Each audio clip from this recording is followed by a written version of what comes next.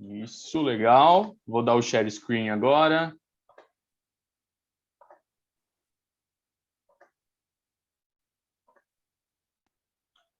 Bom, então essa é a nossa primeira rodada de apresentações. Eu vou pedir o seguinte, então, que os autores coloquem para mim aqui no chat se eles estão presentes, pode ser?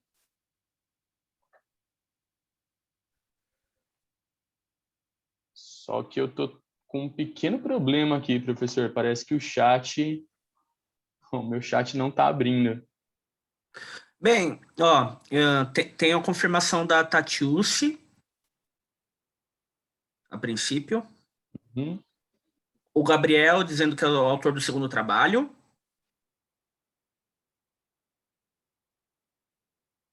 Agora eu consegui abrir o chat. Já temos Então, duas vamos lá. confirmações. Tatiusi, Gabriel. Quem mais? Pessoal, eu preciso dos trabalhos só da primeira rodada, tá? Tiago, que eu vi que o Rafael colocou, mas Rafael, não é o seu agora ainda, tá bom? Então, Tatiusi, Gabriel, Tiago. Faltam dois. Mais Eduardo, tá faltando só o Diego, então. Então, beleza. Pessoal, então eu vou fazer o seguinte, tá? A gente vai passar primeiro os vídeos, então todos os vídeos serão passados agora, de uma única vez. E aí depois o professor Fernando vai tocar a discussão aí. A gente tem em torno de 15 minutos, a gente vai ter que fazer um pouquinho mais rápido, tá, professor? Uns 10 minutinhos aí para a gente tocar a discussão, tá bom? Tranquilo. Então, para essas pessoas, daqui a pouco eu passo o co-host e aí eu peço para vocês só, por enquanto, manterem câmera desligada e microfone desligado, tá, professor? Aí se desliga também, eu também vou desligar. Claro.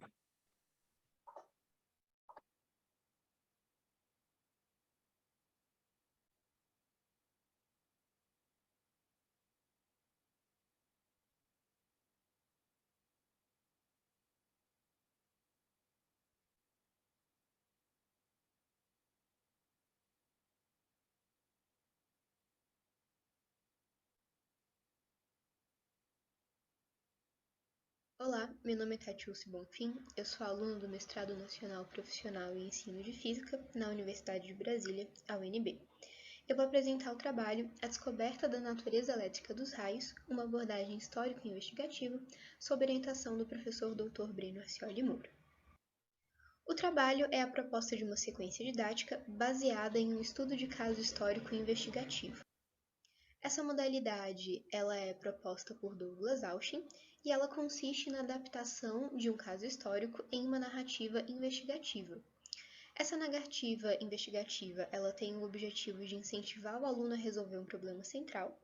Durante a narração, feita pelo professor, são feitas pequenas pausas, e nessas pausas são feitas perguntas. Essas perguntas têm o objetivo de propor alguma reflexão ou então convidar o aluno a tomar alguma decisão. A ideia do autor é colocar o aluno em uma situação de science in the making, e assim retratar de forma fiel como um conhecimento científico se desenvolve. A ideia é que o aluno compreenda que a ciência constrói conhecimento confiável, mas ela é uma construção humana. O episódio histórico em questão é a descoberta da natureza elétrica dos raios, protagonizada pelo Benjamin Franklin. O estudo de caso histórico vai acompanhar a trajetória do Franklin na tentativa de unificar a eletricidade produzida em laboratório, por atrito, e a eletricidade das nuvens em tempestade. Esse episódio em questão, ele abre margem para a discussão de muitos aspectos da natureza da ciência. Antes que Franklin começasse seus estudos, já se esperava que esses fenômenos tivessem a mesma natureza por conta da semelhança entre eles. Para tentar verificar, Franklin sugeriu, em 1750, que fosse feito o experimento da guarita. A proposta era que fosse utilizada uma haste muito fina, colocada em um lugar bastante alto, e durante uma tempestade essa haste fosse capaz de retirar a eletricidade de uma nuvem e carregar uma garrafa de Leyden. Infelizmente, Franklin não conseguiu executar esse experimento. Esse experimento foi executado somente em 1752, na França. Esse estudo de caso histórico também é muito interessante para abordar sobre o mito do experimento da pipa. Apesar de o Franklin ter proposto esse experimento, né, na impossibilidade de realizar o experimento da guarita, não existem registros históricos de que ele realmente foi realizado, apesar desse episódio ser amplamente utilizado, né, como anedota no ensino de física. Começando então a primeira aula com esse estudo de caso investigativo, a aula 2 ela é contextualizada pelos raios e pela natureza elétrica dos raios, mas a ideia é formalizar como que entendemos a carga elétrica nos dias de hoje. A aula 3 seria uma aula expositiva com pequenos experimentos demonstrativos de como um corpo pode ficar eletrizado, trabalhando a eletrização por atrito e por contato. E a aula 4 seria a construção de um protótipo de para-raio. Esse protótipo é uma adaptação do experimento proposto no artigo Laboratório Caseiro para Raios, um experimento simples e de baixo custo para eletrostática. Esse protótipo ele é baseado no funcionamento de um eletroscópio de folhas e ele é construído com materiais de baixo custo. O objetivo desse experimento é demonstrar a eletrização por indução, o poder das pontas e a funcionalidade de um para-raio. Aqui temos uma imagem retirada do artigo original que ilustra a composição desse protótipo. Seguindo, a aula 5 seria uma aula em que os alunos teriam que fazer uma pesquisa, porque alguns materiais conduzem eletricidade e outros nos protegem dela, e seria feita a formalização desse conhecimento através da socialização dos resultados encontrados pelos alunos. A aula 6 seria uma aula para abordar a ideia de corrente elétrica e de tensão. A aula 7 seria uma aula para abordar como funcionam os circuitos elétricos e para organizar e apresentar a ideia da avaliação dessa proposta. A avaliação seria feita através de uma divulgação científica construída pelos alunos. Nesse material de divulgação científica de formato livre, eles teriam que abordar um dos temas sugeridos, fazendo de uma forma a inserir os conhecimentos que eles adquiriram durante a sequência. As referências para a construção desse trabalho estão a seguir. E essa foi a minha apresentação. Muito obrigada.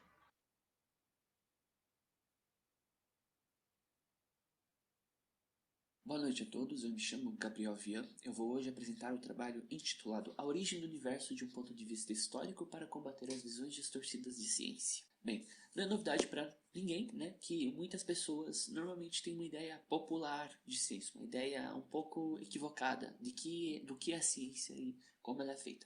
Essa ideia normalmente é propagada pelos meios de comunicação, os filmes, as séries, né? E os teóricos estabelecem que essa ideia popular ela está relacionada com as chamadas visões distorcidas. Uma das visões distorcidas é a concepção empírico-indutivista, que a gente vê muito por aí, que é a ideia de que a ciência é puramente empiria, né? E então, nesse caso, a teoria e as hipóteses elas não teriam um papel tão importante no desenvolvimento da ciência, assim o experimento. É aquela ideia que os filmes passam bastante pra gente, né? De que o cientista é o cara que está lá no laboratório misturando fluidos de cores diferentes, aí dá uma explosão. É uma ideia muito presente, uma distorção muito presente e que não é tão verdadeira. Uma outra visão é a visão individualista elitista, uma outra distorção que gera essa visão popular de ciência é a ideia de que a ciência é feita por grandes mentes ou apenas por gênios. E você tem até aquela ideia de que o gênio é uma pessoa excêntrica, uma pessoa diferenciada, é maluco, né? Essa, infelizmente, também é outra visão distorcida que é muito propagada por aí. E essas visões distorcidas, essa ideia popular de ciência que as visões criam, elas não há muito espaço para combatê-las na sala de aula, né? E alguns professores, inclusive, têm essas ideias, né? Há vários possíveis caminhos para combater essas distorções. Uma delas é um enfoque histórico que é apresentar os conceitos, né, os conceitos científicos, juntamente com o contexto histórico desses conceitos, né, por que eles foram elaborados, quais problemas que eles buscaram resolver. E as vantagens disso é que traz uma compreensão mais completa do conceito, né, demonstra que a ciência ela é um trabalho notável, e, além disso, né, traz uma ideia mais verossímil dos métodos científicos e de como eles funcionam. Agora, a proposta do nosso artigo, né, do nosso resumo, é justamente trazer um recorte da história da teoria do Big Bang e, a partir desse recorte, já mostrar que é possível você fazer algumas conscientizações que combatem as visões distorcidas que eu mencionei. Além de tudo, né, que o assunto A Origem do Universo um assunto muito multifacetado e rico, muito interessante. Você pode abordar ele do ponto de vista filosófico, histórico e científico. Então, você pode tratar da teoria do Big Bang, da origem do nosso universo, juntamente com a história de como essa teoria, essa hipótese foi construída. E justamente, ela foi fruto da contribuição de muitos cientistas. Ela teve como ponto de partida uma teoria, que é a teoria da relatividade de Einstein, né? Que, por sua vez, teve contribuição de muitos cientistas e matemáticos, muitos físicos. Não foi uma criação somente do Einstein, né? Inclusive, o Einstein teve ajuda direta de um matemático que era muito amigo dele, o Marcel Grossman, na criação dessa teoria. E, partindo dessa teoria, outros físicos, posteriormente, eles resolveram as equações de Einstein e obteram uma solução de um universo em expansão. Eles eram Lemaitre e Friedman. O Friedman era russo e o Lemaitre era belga. O Lemaitre, em posse dessa solução, ele fez uma extrapolação. Eles obtiveram a solução de que o universo está em expansão. Então, regredindo essa solução, né, voltando no tempo, o universo estaria concentrado em uma região mais pequena no passado.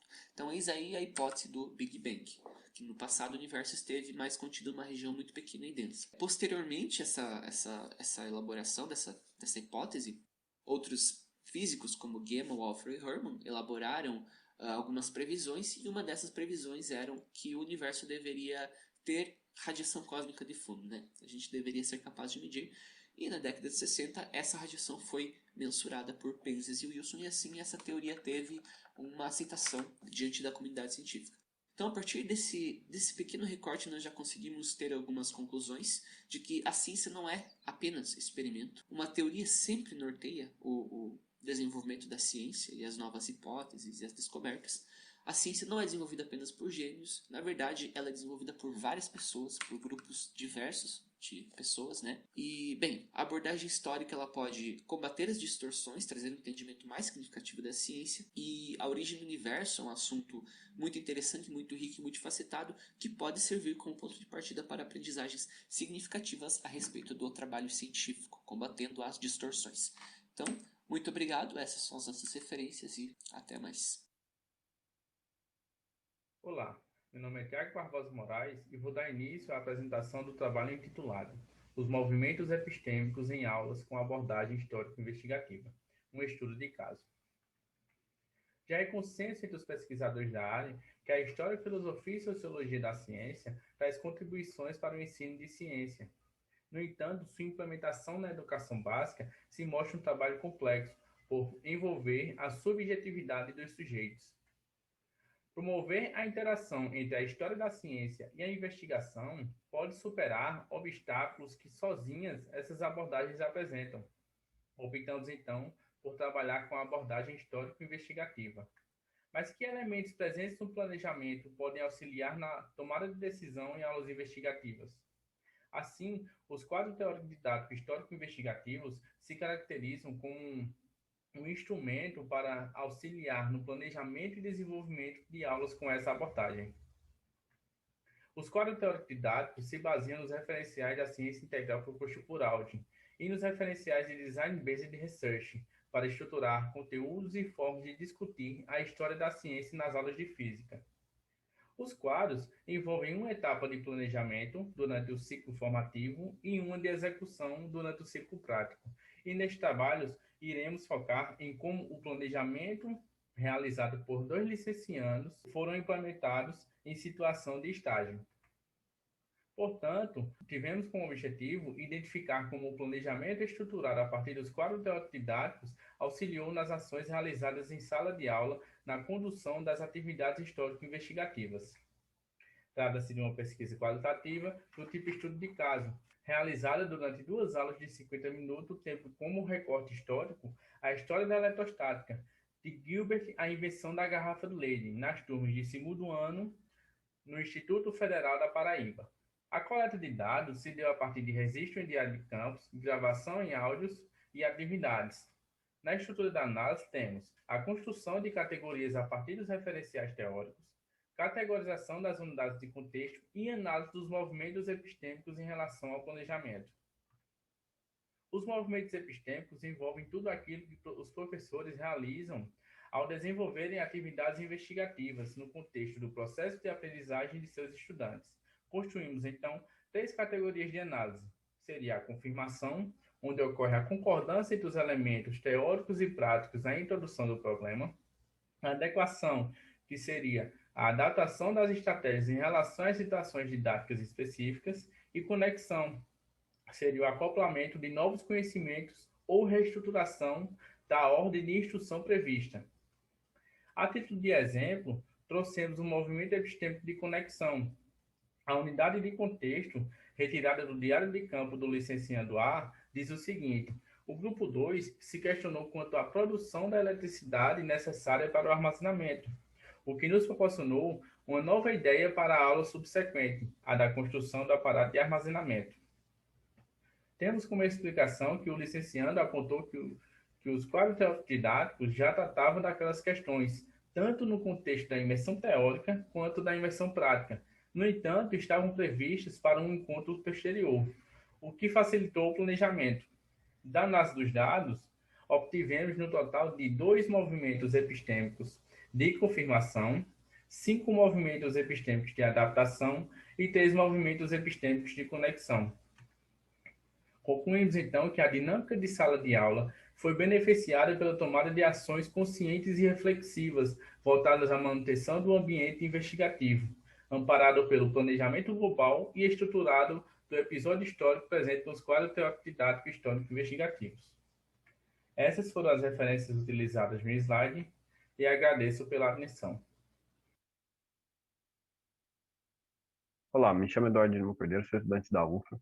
Estou aqui para apresentar o trabalho Ensino de Cosmologia com Enfoque Histórico, uma revisão bibliográfica em periódicos de ensino de ciências. Esse trabalho foi realizado em conjunto com Maria Emília, Fernando Domingos e Alexandre Bagdones. Introdução. O ensino de cosmologia e suas potencialidades. Existe uma corrente na literatura que defende a inserção de física moderna e contemporânea nas matrizes curriculares. E outros autores também defendem a inserção de ensino de cosmologia dentro desse campo. A defesa dessa inserção se dá pelo potencial pedagógico do ensino de cosmologia quando é ensinado através da história e filosofia da ciência. Por que da história da cosmologia do século XX? Existem diversas controvérsias e discussões envolvendo o desenvolvimento científico dessa época. Alguns episódios que eu posso destacar são universo estático versus universo expansão, estado estacionário versus Big Bang, e todo o embate existente de ciência e religião dessa época. Outra diferenciação que a gente vai fazer nesse trabalho é de história internalista e externalista. A história internalista é aquela que a gente entende por uma história que tenta explicar a ciência através de conceitos, de leis, de teorias, ou seja, de tudo aquilo que pertence à academia. Já a história externalista, ela busca relacionar o desenvolvimento da ciência com fatores externos, ou seja, política, economia, religião, cultura. O principal autor da história externalista é Boris Hessen, e o principal crítico aos externalistas é Alexandre Coiré. O objetivo desse trabalho é caracterizar e entender qual abordagem histórica tem sido privilegiada no ensino de cosmologia. Outro objetivo também é compreender a baixa produção e tendências em estratégia de ensino, perspectivas de investigação e enfoque historiográfico. Metodologia. Utilizou-se inicialmente o trabalho de Leal como referência para periódicos. Nesse trabalho, ele pergunta a 12 professores quais são os trabalhos que eles mais usam para consultar. Os periódicos que eles mais usam para se consultar. E ele obtém essa lista em negrito. Para aumentar nosso escopo de busca, a gente adicionou mais 4 eventos, 2 periódicos e a Biblioteca Digital Brasileira de Dissertações e Teses. Resultados. Ao inserir a palavra-chave ensino de cosmologia, cosmologia, Big Bang, expansão do universo, a gente obteve 74 trabalhos. Os trabalhos foram categorizados em perspectiva de investigação, estratégia de ensino e abordagem histórica. categorização e gráficos. Em perspectiva de investigação, a gente fez 3 categorias: proposta teórica, educação básica e EJA e formação de professores. A gente identifica a grande incidência de proposta teórica nas perspectivas de investigação. Sobre as estratégias de ensino, aqui a gente retira as propostas teóricas e percebe a grande incidência de narrativas, texto e poemas. Agora, a categorização das ênfases historiográficas, a gente percebe que a grande maioria dos trabalhos são da categoria internalista e pontual. Mista e externalista aparecem menos. Considerações finais e análise das categorizações. A gente percebe que a grande maioria dos trabalhos são de propostas teóricas, e a grande maioria dos trabalhos são de ênfase internalista e pontual. Porém, teve um grande aumento nos últimos tempos. A gente percebe a grande incidência de trabalhos com categoria mista e externalista são produzidos em dissertações e teses ou artigos que são produzidos por pós-graduandos. Ou seja, ampliando e crescendo a pós-graduação, a chance de aumentar a produção de materiais com mais qualidade para desenvolvimento de história e filosofia da ciência é maior. Acredito que esse é meu trabalho. Obrigado. Esse aqui é meu e-mail. Essas aqui são minhas referências.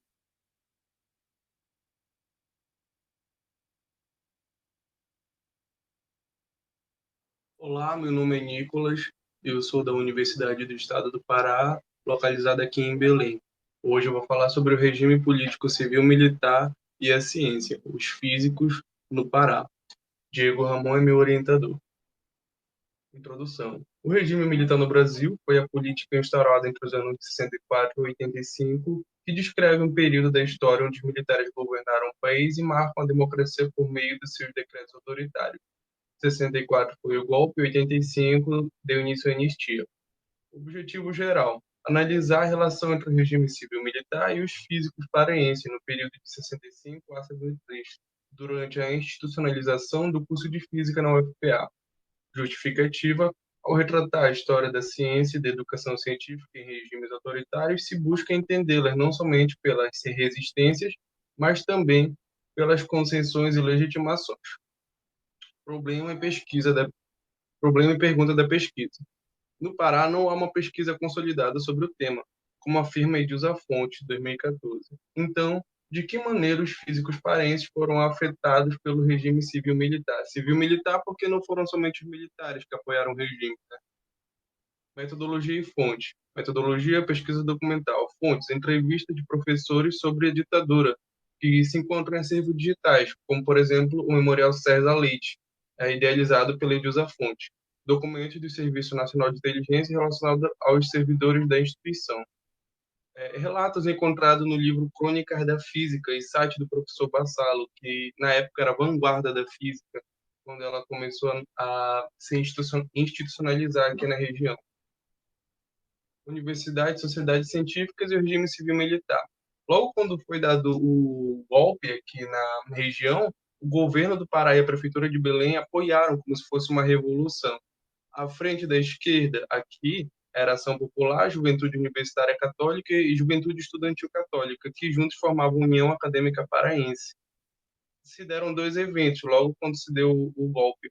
A invasão dos Lardes, o Simpósio Latino-Americano de Reforma, né, do ensino superior, na Faculdade de Odontologia. Os policiais invadiram lá e eles mudaram o endereço para a sede da UAP, que foi invadida também pelos policiais. Universidade Federal do Pará. A Universidade Federal do Pará é fundada em 57, reunida as faculdades existentes na nossa região. O regime busca modernizar a região amazônica, ou seja, a gente era visto como um atraso para a ditadura.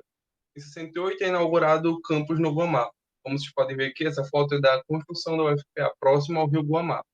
Em 68 ocorre também, a nível nacional, reforma universitária, ocupações, manifestações e AI-5, também aconteceram aqui em Belém.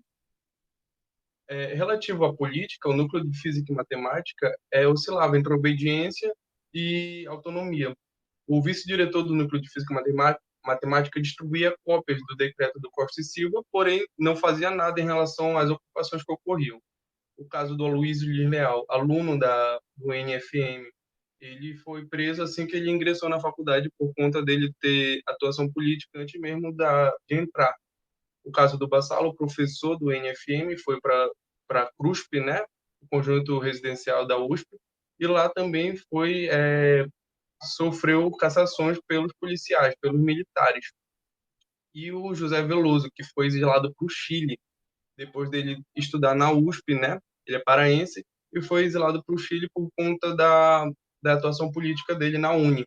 E aqui no Pará houve também a morte do engenheiro, estudante de engenharia, César Moraes Leite, e o casal de guerrilheiros, estudantes de física, Aurildo e Áurea Valadão, na região do Araguaia. Em meio aos anos de chumbo, nasce um laboratório. Importante frisar que eles tinham essa visão tecnológica, eles queriam não somente... e não era só atraso também, a ditadura, eles queriam impor essa visão tecnológica.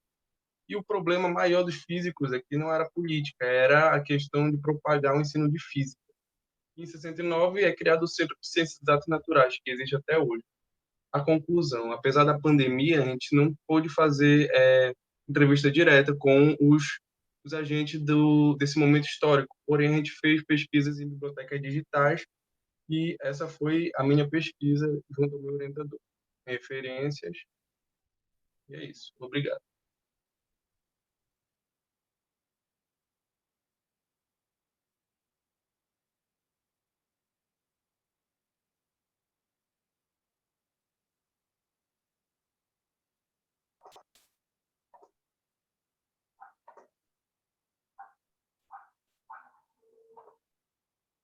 Bom, pessoal, eu já liberei aí para o Gabriel, Nicolas, Tatiusi, Thiago e para o Eduardo. Então, se vocês puderem abrir a câmera...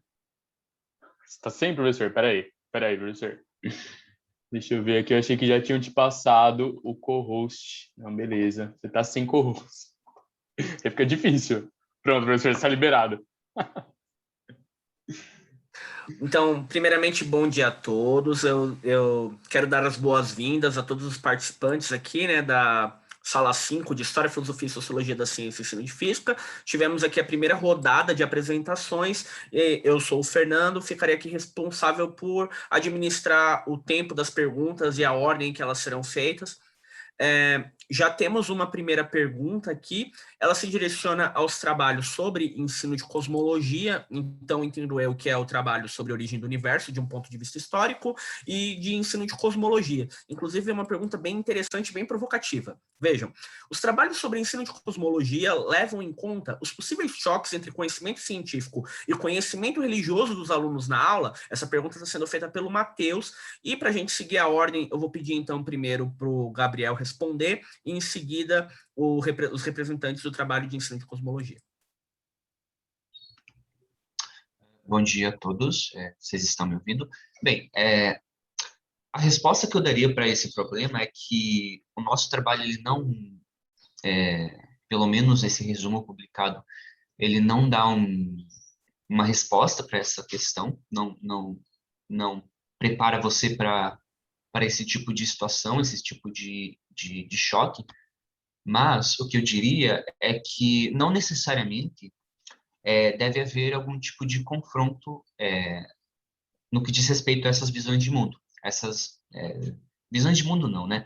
A fé do aluno, né? O que o aluno acredita como religião, como, enfim, e essas questões científicas, elas não precisam necessariamente entrar em confronto, e nesse caso cabe ao professor, né? Caberia ao professor deixar claro isso, que essas visões, elas não precisam necessariamente, elas não são autoexcludentes, né? Até porque o ensino da cosmologia, ou de uma proposta da teoria do Big Bang, ele não visa e também não deve questionar ou botar em dúvida a fé de alguns alunos, né? Isso até pode causar problemas para o professor, né? Então, é importante, durante essa abordagem, deixar claro que o que a ciência propõe da origem do universo não necessariamente contraria. Na verdade, não diz nada a respeito de uma visão cosmogônica, né? De uma visão de universo criado por alguma entidade, algum Deus, né? A ciência, ela, em última instância, ela é uma ferramenta que busca descrever o universo, ou melhor, que busca chegar mais próximo da verdade sobre a natureza, né? E ela não pode fazer nenhum tipo de afirmação sobre Deus existir ou Deus não existir, né? É impossível que você prove isso cientificamente. Então, o professor poderia deixar isso claro a priori antes de abordar, né? E afirmar que, eventualmente, o aluno pode pensar isso que é apresentado de uma forma que não venha a ferir a crença dele, né? Então, eu acho que, pelo menos, a nossa perspectiva é por aí. Obrigado. Bem, quem poderia... o próximo trabalho... O Eduardo, né? Eduardo poderia trazer sua resposta? Oi, estão me ouvindo? Estamos. Só lembrando que a gente está com 5 minutos a menos por conta do atraso inicial. Uhum. Beleza. Bom dia a todos. Então, eu penso não, né? Junto com toda essa leitura que eu fiz, foi 74 trabalhos que eu li nesse resumo. Eu penso que, na verdade, o conflito ele é existente, não tem como a gente fugir dele. E é até isso, na verdade, que eu venho chamar atenção, principalmente quando se trata ali do Big Bang e do modelo estacionário, porque a discussão ela é existente. E o que é, assim, até algumas unidades didáticas que eu construí, sequência didática, plano de aula que eu venho trabalhando, de pegar e mostrar alguns embates para trazer essa discussão e para trazer um respeito entre os alunos com os diferentes. Então, tipo, de uma questão de respeitar o outro e a ideia, e saber que a ciência não é algo tão receita de bolo assim. Então, tem toda essa discussão dentro desse processo, e é por isso que eu trago o momento Big Bang e estado estacionário, que é quando Fred Hoyle ele discorda fielmente porque ele acredita que as motivações do Lemaitre são alguma coisa relacionada ao divino. Então, tipo assim, isso está remetendo ao divino. Então, tipo assim, isso está estranho. Eu não estou gostando disso. Isso você está e até se você buscar então toda a história eu não sei se eu passar o tempo aqui, você pode me falar, viu? Tudo bem. Temos mais 3 minutos. Isso, de toda a discussão, porque senão a galera De fica toda a sem discussão, falar. de toda a discussão. Então, então é o seguinte, é bom, eu acho que é provocativo e interessante você trabalhar o respeito e o diálogo entre os diferentes, saber que a ciência e os cientistas eles podem vir carregados de fé, de religião, de outras culturas, de outras percepções. Resumindo, é isso. Tudo bem. Inclusive, eu só não posso deixar de comentar a incrível ironia, né, que o Lemaitre foi um dos propositores e foi questionado por conta de um possível viés religioso. E a gente sabe como, de qualquer forma, a visão de mundo do cientista vai influenciar na visão que ele vai construir da teoria. E pode ser que tenha tido uma influência disso, mas, ironicamente, hoje a hipótese do Big Bang, a teoria do Big Bang é atacada como uma ideia ateísta. Eu acho isso um dos maiores plots. Justamente. Olha, né? Muito bom que você falou. Para mais consulta, eu recomendo a dissertação do Alexandre Bagdon, de 2011, que tem essa discussão que eu estou falando aqui. Tá certo, obrigado. E assim, para a gente poder encerrar esse bloco, eu vou reproduzir a pergunta da Aline, que foi direcionada ao Nicolas, dizendo: a pesquisa teve um enfoque também em tentar entender que tipo de produção científica tecnológica da física ocorreu durante a ditadura. E ela menciona que adorou a pesquisa. Como o Nicolas mencionou que está sem áudio, ele respondeu pelo chat dizendo: não foquei no ensino de física, apenas na construção historiográfica, apesar de o ensino ter sido técnico durante toda a ditadura. Aliás, vou aproveitar ainda esses 2 minutinhos restantes, vou acrescentar aqui um pouco ao caldo.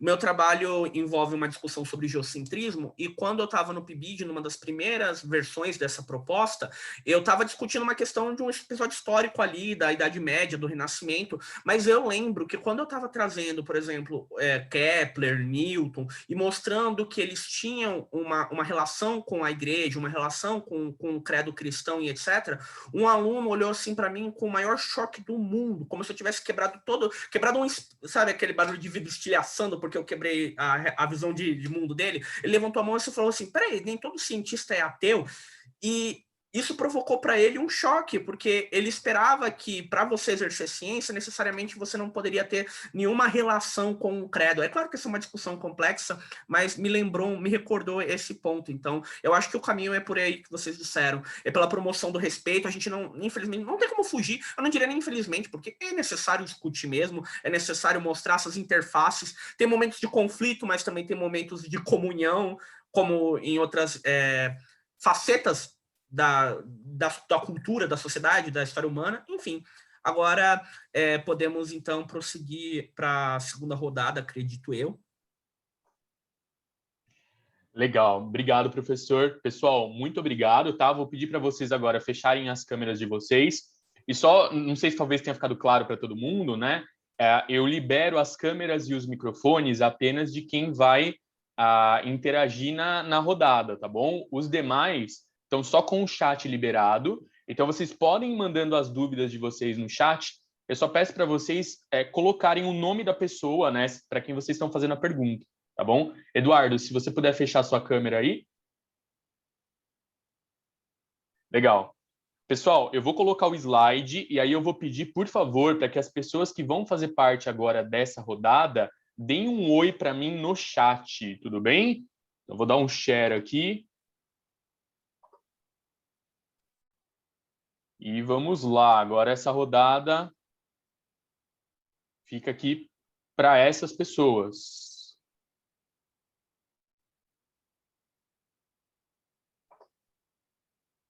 Tá, tô vendo aqui, Fernando, Felipe.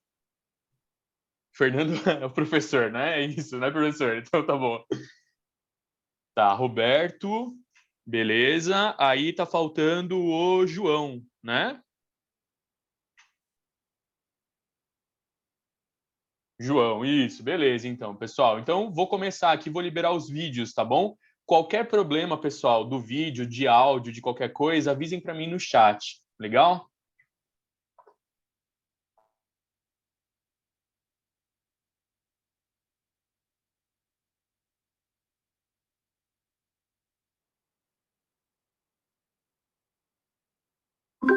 Olá, eu sou Fernando Gilger e estou aqui para apresentar o trabalho Pelas Esferas Celestes do Tratado da Esfera de Sacrobosco até o Paraíso, uma proposta para a formação de professores, trabalho sob orientação da professora doutora Thaís Serino de Melo Forato.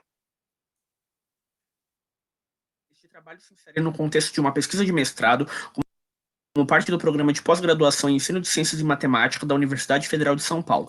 A pesquisa se encontra em andamento, sendo que parte das atividades já foram implementadas e os dados estão em fase de coleta. O tema dessa pesquisa é Física e Arte e História e Filosofia das Ciências do Ensino, cujo público-alvo são os professores de Física e Informação, licenciandos matriculados na Unidade Curricular de Prática Pedagógica de Física 1 do curso de Ciências Licenciatura. É uma pesquisa de cunho qualitativo, estudo de caso. O instrumento didático utilizado é uma sequência didática englobando um episódio da história da astronomia com auxílio de um texto literário e fontes primárias, a Divina Comédia e o Tratado da Esfera, inserida no módulo de Física e Arte dessa disciplina. A coleta de dados é pautada em videogravações, notas de campo e trabalho escrito dos licenciandos nessa disciplina. Para análise de dado, será utilizada a análise de conteúdo, triangulando os dados coletados. Essa pesquisa envolveu as seguintes etapas: uma revisão bibliográfica, onde foi feito um levantamento em revistas e anais de congresso envolvendo o tema, estudo das duas obras, onde então se investigou nas obras possíveis correspondências para discutir conceitos de física, dentro, é claro, do contexto em que eram aceitos nesse período histórico. Também foi recorrido a fontes secundárias que pudessem embasar a análise das obras. Daí, então, se procedeu à seleção de trechos, enfocando conceitos e aspectos do período, se elaborou uma proposta didática envolvendo uma sequência de atividades. Essa estratégia reuniu momentos síncronos e assíncronos devido ao atual contexto de aulas virtuais decorrentes da pandemia de Covid-19. Alguns dos materiais elaborados para essa proposta foi um texto didático sintetizando o episódio, voltado para os licenciandos, plano de aula ilustrando meios de se abordar o tema com turmas de ensino médio, e a aplicação, como mencionado previamente, está sendo implementada na graduação de Ciência e Licenciatura, com licenciandos que optaram pela trajetória de Física.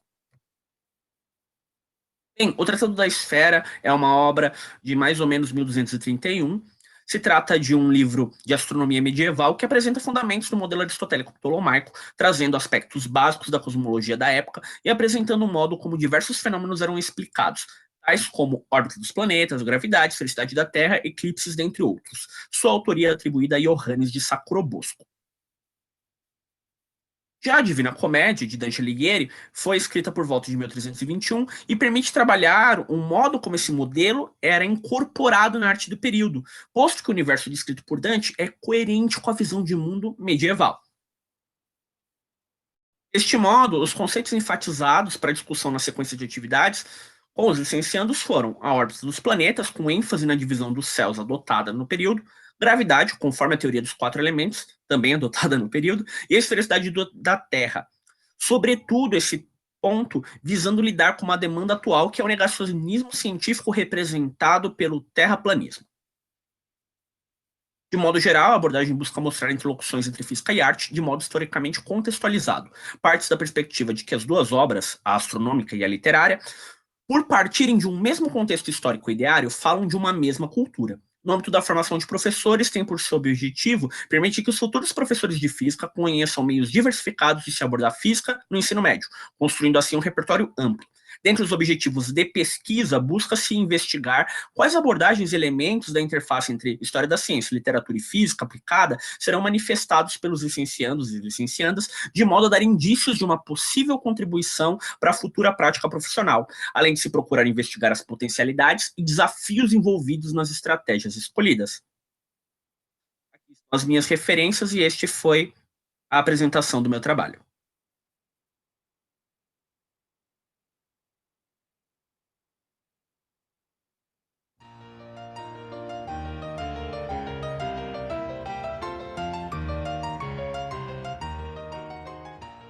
Olá, meu nome é Felipe Prado, eu sou aluno de mestrado do Programa Interunidades em Ensino de Ciências da USP e integrante do TECO, Grupo de Teoria e História dos Conhecimentos. Hoje vou apresentar o trabalho Questões não consensuais da natureza da ciência na formação de professores, o problema do realismo e da mudança científica. Frequentemente, o ensino de História e Filosofia da ciência é pautado pelas chamadas visões consensuais da natureza da ciência, que são uma lista de conteúdos metacientíficos que são considerados não controversos por muitos autores associados ao ensino e à filosofia e história da ciência. Por serem não controversos, eles teriam, então, prioridade para serem ensinados em sala de aula.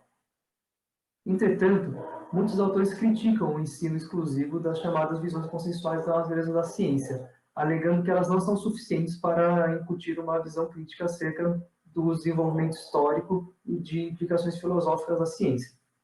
Considerando pertinentes as críticas das visões consensuais da natureza da ciência, buscamos abordar tópicos não consensuais na formação inicial de professores. Mais especificamente, tratamos das implicações filosóficas das mudanças e revoluções científicas no debate do realismo científico.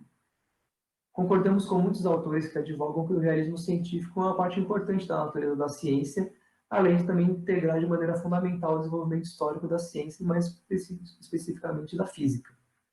Para tornar esses debates filosóficos sofisticados menos abstratos, fizemos uso de episódios históricos.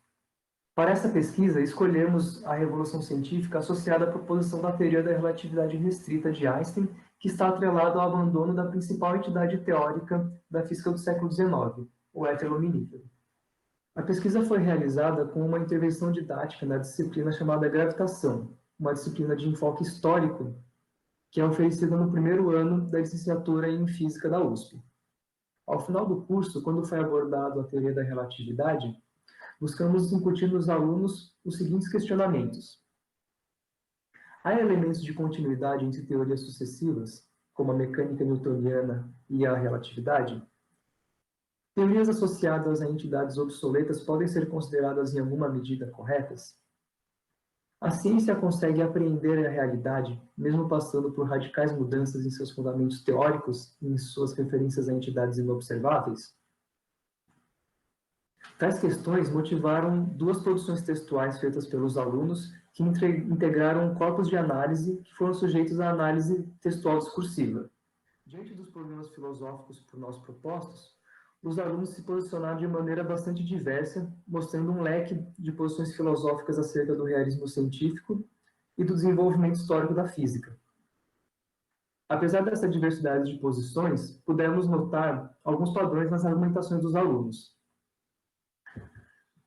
Ao avaliarem as mudanças epistêmicas entre a teoria de Newton e a teoria de Einstein, os alunos frequentemente se manifestavam reconhecendo mais traços de continuidade do que descontinuidade, acusando uma compreensão de que parecia não haver rupturas científicas do ponto de vista do desenvolvimento histórico das teorias físicas. Mas, em contrapartida, os alunos argumentaram pela ruptura e descontinuidade no domínio ontológico daquelas teorias, e também extrapolando esta posição para as teorias atuais da ciência, revelando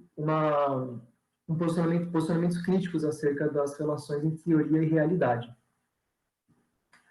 Além disso, notamos que os alunos construíram argumentações que utilizavam tópicos consensuais da natureza da ciência como ponto de partida para discutirem questões metacientíficas controversas, marcadamente não consensuais, como as relações entre as representações teóricas e a realidade por elas representadas, e também as relações entre ciência e verdade. Em suma, os resultados demonstraram que o ensino de natureza da ciência, na formação inicial de professores, pode transbordar os conteúdos considerados consensuais da natureza da ciência. Essas são algumas das referências que usamos para este estudo, e obrigado pela atenção.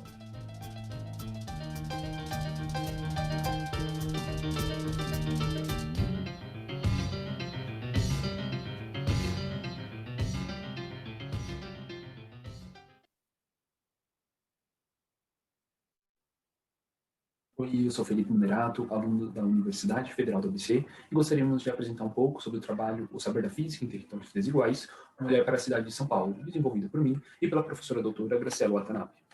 Primeiramente, gostaríamos de sinalizar sobre a desigualdade categórica. Elas podem ser compreendidas como formas de benefícios desiguais, em que há uma distinção de um grupo em relação ao outro, vantagens diferenciadas conforme o sistema classificatório, e o estabelecimento de uma fronteira.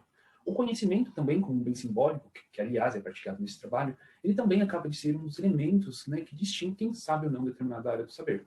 Por exemplo, o saber da física. E diversos pesquisadores ilustram como essas desigualdades, inclusive também como promotora de outras, pode impactar o desempenho em ciências no Enem ou mesmo em questões de física. Partindo deste contexto, ensina a sistemática teórica conceitual, de Tyler, ainda sobre uma dinâmica de uma fronteira dos campos das ideias, de detentores e destituídos, com recursos e benefícios iguais, ela pudesse ser percebida numa fronteira de representação geográfica. Essa pergunta ainda que é usada, essa apropriação talvez de uma fronteira mais no sentido territorial, ela tornaria uma possibilidade de análise, no caso do brasileiro, que é uma sociedade desigual. Então, nessa perspectiva, haveria na representação urbana uma fronteira percebida e resultante das classificações objetivas e estruturantes e que possuiria uma dinâmica, seja social, econômica, cultural, distinta conforme o território urbano. Isso se justifica porque os processos de urbanização das principais cidades brasileiras tenderam a ser de expansão urbana capitalista periférica e é pautada numa desigualdade socioespacial. A cidade de São Paulo, inclusive, ela torna-se um exemplo deste processo segregacionista, que resulta numa concepção mais macro da cidade de São Paulo em áreas periféricas, com deficiência em oportunidades educacionais, culturais, bens e serviços. A Perosa, o Lebarão e a Leite, por exemplo, eles indicam como esses destinos educacionais sociais são distintos conforme os agentes sociais experienciam as regiões de São Paulo. Este trabalho, então, tem como perguntas norteadoras para realizar a especialização da taxa média de acerto por área do saber em ciência da natureza na cidade de São Paulo, verificar a taxa média de acerto também por tipo de disciplina e dependência administrativa da escola de origem, e ver alguns conteúdos-chave das questões de física que obtiveram a maior taxa média de erro. Disso posto, a nossa base de dados foi monitorada durante 2019, as provas, os cadernos de 2019 e o catálogo de escolas do INEP. As condições de contorno deste estudo eram aqueles que estavam presentes nos 2 dias de prova, eram do 3º ano do ensino médio, cuja escola fosse a cidade de São Paulo e que essa escola tivesse informações georreferenciais. Disto posto, cerca de 43.719 agentes sociais foram analisados neste estudo. Assim, a partir também das 45 questões, nós buscamos conteúdo chaves para posterior categorização. Em física, em cerca de 15 questões, química 14 e biologia 16. Bom, com a clusterização, com o algoritmo de Jenks, foi realizada uma geoespacialização da taxa média de acertos na cidade de São Paulo, e conforme o mapa indica, para os 3 cenários, o primeiro é físico, o primeiro é químico, o segundo é física e o terceiro é biologia, a distribuição da taxa média de acerto na cidade de São Paulo, ela tende a ser maior nos distritos mais centrais, e menor naqueles mais periféricos, o que também parece funcionar com essa constituição desigual da cidade de São Paulo. Não parece um resultado inocente. Aqui, em nível mais claro, são as menores taxas médias, ao passo que o cinza e o mais escuro indicam as maiores porcentagens de taxa média de acerto. Nesse segundo gráfico, nós temos uma distribuição pela rede federal, estadual, municipal e privada. Abaixo, uma tabela com as taxas médias de acerto nas 3 áreas do saber, com seus respectivos desvios padrões. E também observamos, como o mapa já indicava, como a física e a química ela tem uma certa semelhança em relação à taxa de acerto, embora a biologia possui uma das maiores taxas de acerto. Ao olharmos especificamente a física, observamos que a rede estadual possui cerca de 24% de taxa média de acerto, enquanto a privada 34%. No entanto, esses números devem ser ponderados, porque a quantidade de alunos da rede estadual é muito significativa, cerca de 38.826, enquanto a rede particular 12.253.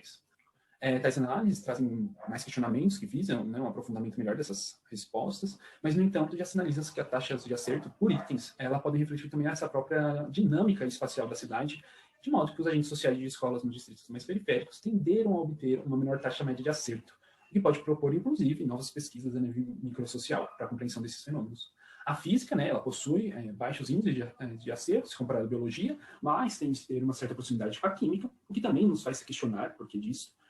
E a nível escolar, deve salientar como os agentes dessas escolas particulares tendem a performar melhor do que a estadual, conforme também diversos outros colaboradores e pesquisadores apontam, indicando como esses conhecimentos também podem estar melhor difundidos nesse espaço social. Obrigado. Bom, olá pessoal. Me chamo Roberto, sou professor de Física do Instituto Federal do Rio de Janeiro. E, juntamente com os colegas André Tato, Caísa Cavalcante e Luiz Guilherme Matias, pretendemos apresentar possíveis contribuições e discussões a respeito da metafísica na formação dos professores de física.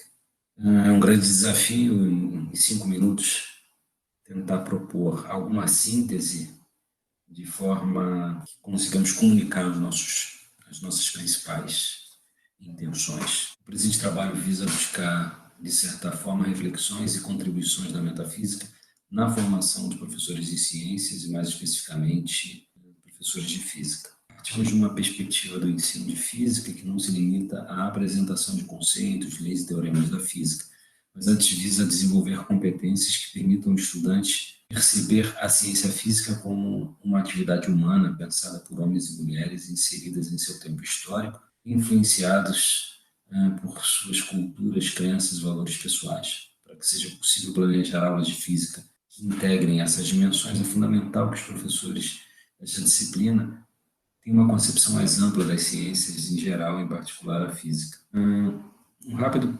preâmbulo sobre a formação de professores e a natureza da ciência. A gente toma como premissa um certo consenso da necessidade de se incluir reflexões sobre a natureza da ciência no curso de formação de professores.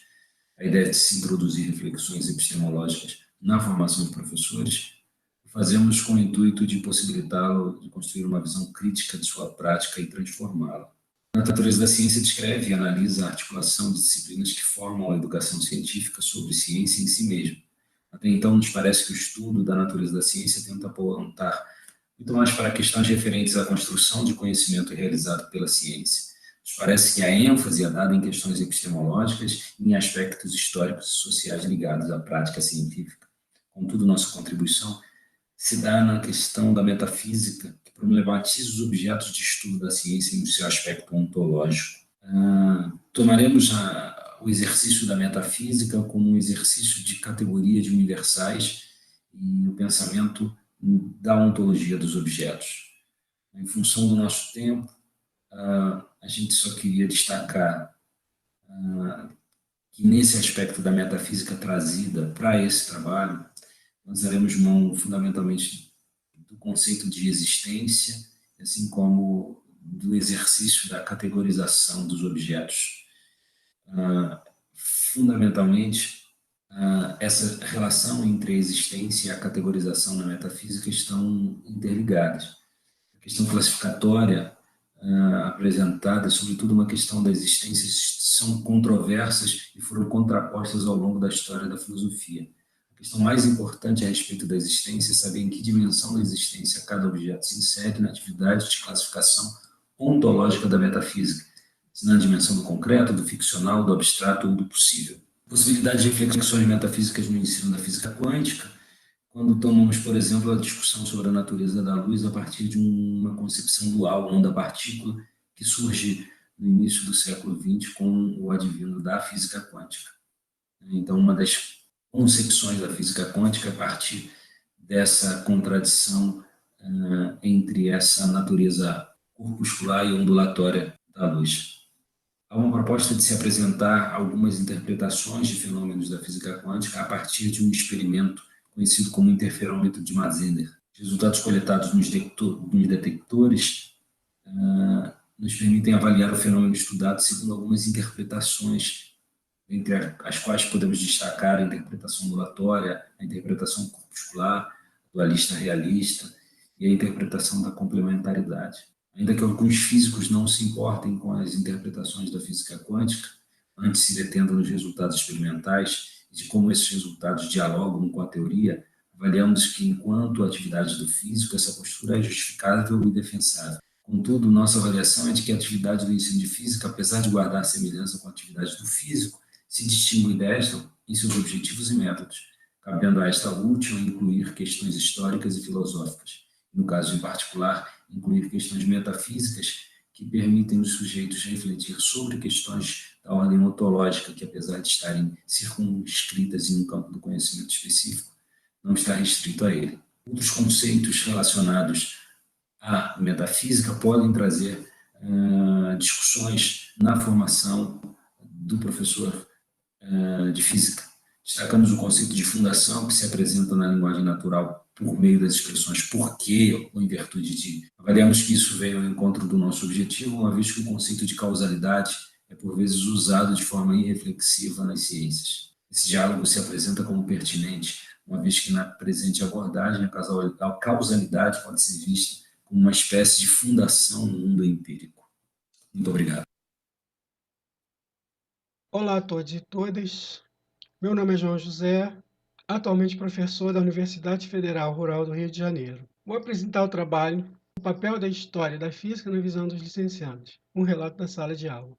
O contexto em que se deu esse trabalho foi numa sala de aula da disciplina da História da Física 2. Entre as motivações que levaram à elaboração desse trabalho, está um levantamento bibliográfico sobre a história e filosofia da ciência, em que vários autores defendem essa abordagem no ensino, dado que ela contribui na formação crítica dos estudantes, na compreensão dos fenômenos por esses estudantes e no próprio processo de aprendizagem, entre outros aspectos. É um trabalho que teve por base a teoria da aprendizagem significativa, que discorresse livremente sobre algum possível contato que eu já tivesse tido com a história da física, seja na universidade, no colégio ou mesmo informalmente.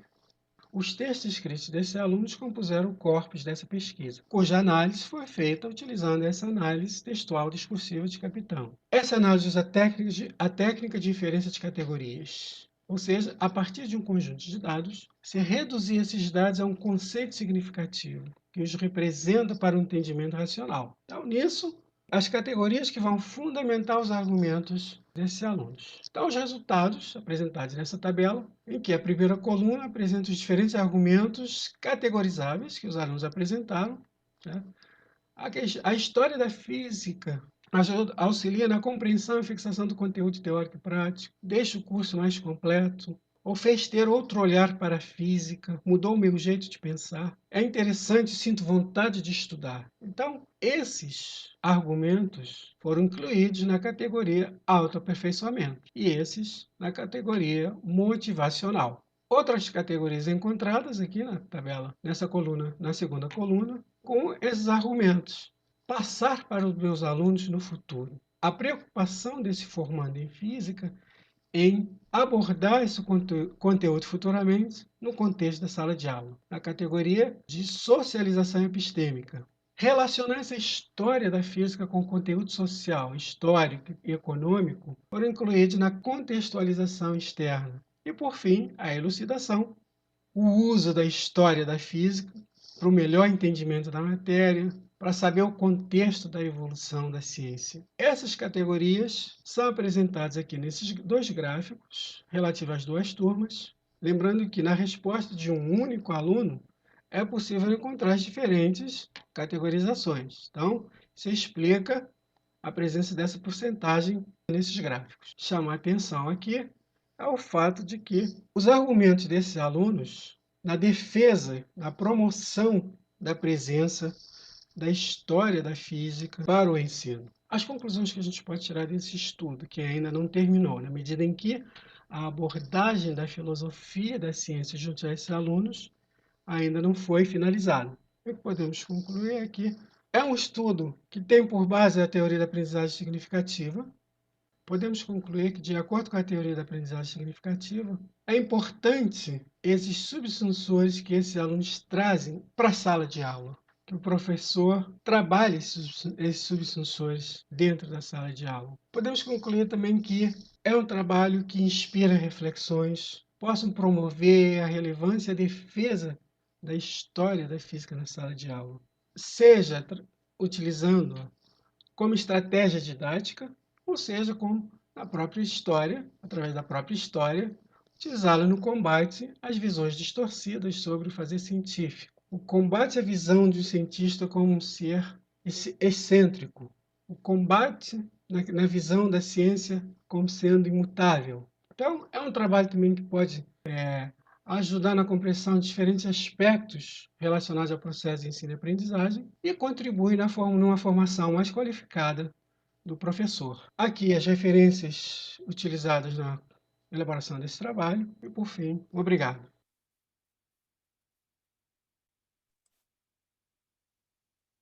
Bem, pessoal, agora partimos para a segunda rodada de perguntas. Eu vou pedir, então, que os colegas dessa rodada possam colocar, entrar com as câmeras para a gente começar a questão aí das perguntas. Eu vou aproveitar que foram feitos alguns comentários a respeito do meu trabalho sobre a Divina Comédia, pessoas interessadas em ler. Vou fazer uma breve recomendação. Em termos de uma leitura mais fluida, eu recomendo essa edição aqui da Nova Cultura. É uma edição em prosa, eu acho que ela é bem mais tranquila para a leitura, mas para uma leitura mais aprofundada e com comentários para poder subsidiar a leitura, eu não tenho como não recomendar essa edição da Editora 34, que é ricamente comentada. Então fica aí minha dica para os que quiserem enveredar nesse clássico da literatura. Pois bem, agora então eu vou começar com a nossa primeira pergunta, que ela se direciona só um instante, deixa eu recuperá-la aqui no nosso chat, se direciona para o Felipe Munerato. Muito importante esse mapeamento que, a meu ver, deve chegar nas escolas, nas universidades, em todas as instâncias educativas, de forma a trazer novas discussões, reflexões visando tanto o currículo, mitigar essas desigualdades. Muito bom. Existe algum projeto, do teu conhecimento, tipo extensão, visando auxiliar essas áreas que mais necessitam serem auxiliadas, ao menos na física? E seguido dos parabéns. Por favor, Felipe.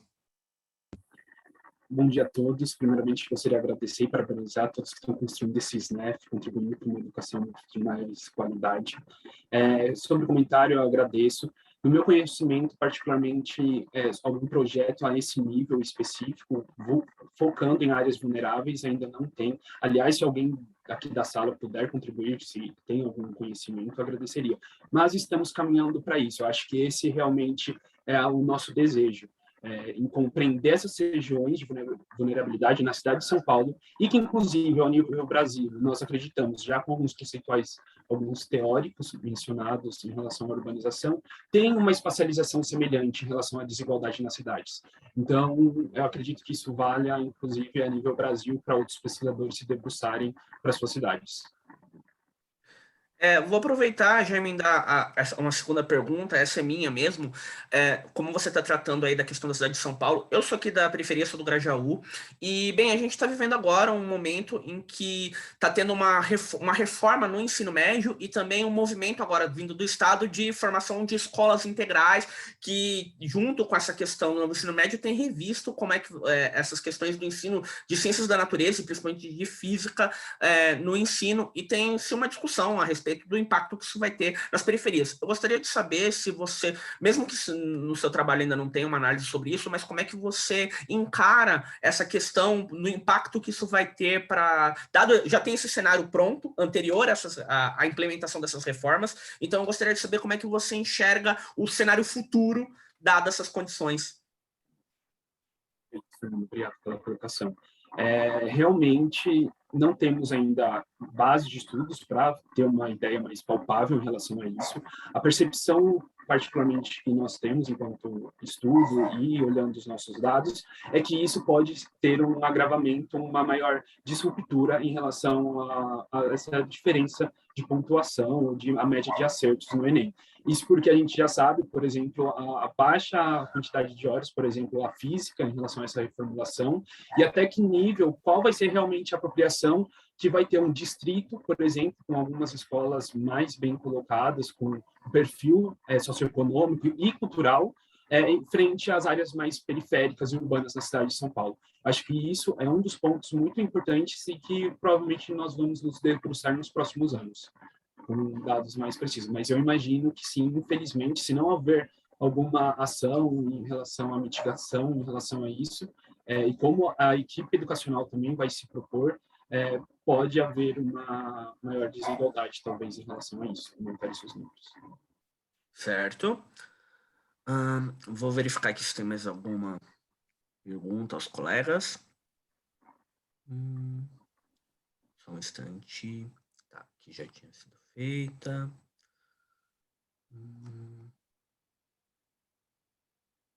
Bem, por favor, pessoal, vão escrevendo suas perguntas aí também no chat. A gente está com um tempinho um pouquinho maior agora com relação à sessão anterior.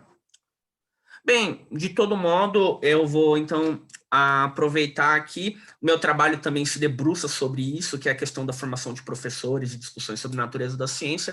Eu gostaria de perguntar, então, aos colegas que fizeram trabalhos voltados para essa discussão de formação de professores, como é que vocês encaram essas mudanças agora com relação a esse contexto da pandemia que nos obrigou a adaptar nossos trabalhos para uma situação de ensino virtual, com relação a todas essas particularidades que aparecem no ensino virtual. E aproveitando que eu já estou puxando a pergunta, eu vou comentar um pouco da situação de dificuldade que eu tenho notado, que é uma questão de engajamento, e eu vejo isso não apenas como um problema ligado ao fato a gente está numa pandemia, isso causa efeitos psicológicos e sociais fortes, mas também com relação a maneira como a gente tem, como essa questão da interface virtual, ela tem, vamos dizer assim, administrado a forma como lidamos com as relações sociais, com esse contato com o conhecimento. E então, no meu trabalho, um dos desafios que a gente está tendo na minha pesquisa do mestrado tem sido a maneira como os licenciandos eles têm interagido com os materiais, interagido com a proposta, apesar das adaptações que nós fizemos para esse cenário. Enfim, então, aos que tiverem trabalho nisso, eu gostaria de um olhar para esse ponto. Fernando? Oi, me permite? Claro. Assim, é um pouco um diálogo com o que você está dizendo, até, e assim, referente a esse momento que a gente está passando agora, por exemplo, a apresentação de trabalhos aqui no SNEF, de primeiro agradecer a Thaís e o Felipe pela provocação. Eles me perguntaram se existia algum autor específico para as abordagens da metafísica na formação de professores. Eu disse que isso é derivado de um curso de metafísica, e assim, um pouco dialogando com o que você disse, esse espaço, em princípio, é um espaço muito até acolhedor, né? No momento que a gente vive com todos esses, isso tem impacto, inclusive, na nossa vida profissional. E quero aproveitar até para dizer que eu me sinto muito honrado de participar desse bloco, fundamentalmente, porque sou atravessado por muitas pessoas que estão presentes nos trabalhos de vocês. Eu vi que a Thaís é orientadora, a Graziela, o Ivan Gurgel, que foi meu professor orientador na USP. Então, assim, de certa forma um certo abraço, um alento para as nossas atividades que têm sido afetadas por esse momento tão complicado, né? Assim, parabenizar a todos e a todas pelo trabalho, e dizer que é um pouco isso que a gente está vivendo, né, Fernando? Isso acaba é uma dialética entre o conforto e as limitações que são dadas pela pandemia. Eu acabei desviando um pouquinho, Fernando, da tua proposta, mas eu queria aproveitar para fazer essa consideração em que achava pertinente fazê-la. Claro, inclusive eu acredito esse ponto excelente, dialética entre o conforto, né, e as limitações, porque por um lado a gente consegue ter um grau de contato que às vezes não é possível numa situação do presencial, quer dizer, às vezes você não consegue um financiamento para poder, pensando no congresso agora, às vezes você não consegue financiamento para viajar até aquela cidade para apresentar seu trabalho, às vezes você tem alguns limitantes, então a gente tem algumas facilidades, tem a questão, por exemplo, a gente está tendo uma gravação agora, então pessoas que não puderam assistir o trabalho porque de repente estavam apresentando numa outra sala, eu até estava comentando isso com o monitor mais cedo, elas poderão depois assistir no YouTube, a gente pode rever nossas falas, tem essa vantagem também, mas ao mesmo tempo a gente não tem aquela coisa que é tão importante, né, nos momentos de congresso, por exemplo, que é o coffee break, em que a gente para ter aquela conversa mais descontraída e interação com os pares. Então a gente tem, eu acho que esse é um termo bem interessante, uma dialética entre um certo grau de aproximação que foi ampliado, e até nessa permissão de você conseguir, vamos dizer assim, voltar no tempo, no sentido de rever o que você falou, o que foi comentado. Eu quero saber aquela referência, vou lá e vejo o vídeo, foi essa referência que o colega comentou, mas por outro lado também a gente tem essas limitações, até mesmo pelo próprio conforto, porque às vezes a gente fica tão confortável que aí a gente perde um pouco daquele, digamos assim, compromisso com o horário. Não, eu posso ver isso aqui depois, aí acaba nem vendo, enfim, eu acho que são questões que envolvem essa dinâmica. Mas alguém gostaria de comentar nesse sentido? O professor João, imagino, ou Felipe? Eu gostaria só de fazer Quanto tempo a gente tem ainda, professor? Ainda temos até 10h20, temos mais 4 minutos. Tá, legal. Primeiramente, eu queria cumprimentar todos os colegas, né? Os trabalhos estão suscitando reflexões muito excitantes, assim, né? Parabéns para todo mundo envolvido, obrigado pela organização, claro. Agradeço o interesse que o pessoal externou aqui no chat pelo meu trabalho. Eu queria fazer um comentário mais relacionado com o trabalho do Roberto, que é muito interessante, né? Essa questão da ontologia, né, no ensino de física, é uma coisa muito importante, né? Porque é um caminho da gente pensar, ou melhor, né, encontrar as limitações de algumas daquelas visões distorcidas de ciência que se comenta tanto na literatura, né? E uma delas é uma visão muito realista, assim, muito imediata sobre o que seriam as entidades da ciência, né? Como se a ciência de alguma maneira espelhasse assim de maneira muito direta a realidade, e essas discussões acerca da metafísica, da ontologia, são, eu entendo, né, uma abordagem frutífera, né, para a gente exercitar um certo distanciamento entre o que é a realidade pensada e o que é a realidade concreta, né? E foi muito interessante, né? Essas questões são são muito frutíferas, acho, para o ensino, né? E do ponto de vista filosófico, são bastante excitantes também para a gente pensar a física, né? Eu só queria compartilhar isso com vocês. Certo. O Roberto gostaria de responder? Claro, eu agradeço, Felipe. E aí, mais uma vez, eu trago esse histórico, né? Você tem o privilégio de estar aí no TECO, eu também estou associado ao TECO ainda. Essas discussões, elas nascem na USP, no Interunidades, elas nascem num curso de Física Quântica com o professor Oswaldo Pessoa. Depois eu tive a oportunidade de ser co-orientado num sanduíche pelo Michel Paty, que também esteve trabalhando com o Ivan. E hoje eu sou aluno da filosofia, estou no 7º período do bacharelado em filosofia. Então, por isso que é importante essa construção histórica, né? De que eu venho da física, vou para a filosofia e enxergar exatamente isso que o Felipe está falando, né? A importância desse distanciamento, ou mesmo da reflexão a partir de objetos que a gente lida com tanta, talvez, falta de reflexão a respeito e que, na verdade, se constituem em reflexões extremamente importantes na nossa relação com o mundo, né? E aí, inspirado um pouco em Kant, que ele fala da realidade em si, da realidade para nós, eu percebi, de alguma forma, certa possibilidade de conversa e de reflexões entre a epistemologia, trazida muito no nosso campo, nas discussões da natureza da ciência, e uma visão da metafísica em si. Então, para que a gente possa levar isso para a sala de aula, é importante que, na formação de professores, a gente insira discussões a respeito da metafísica. Era um pouco essa a intenção.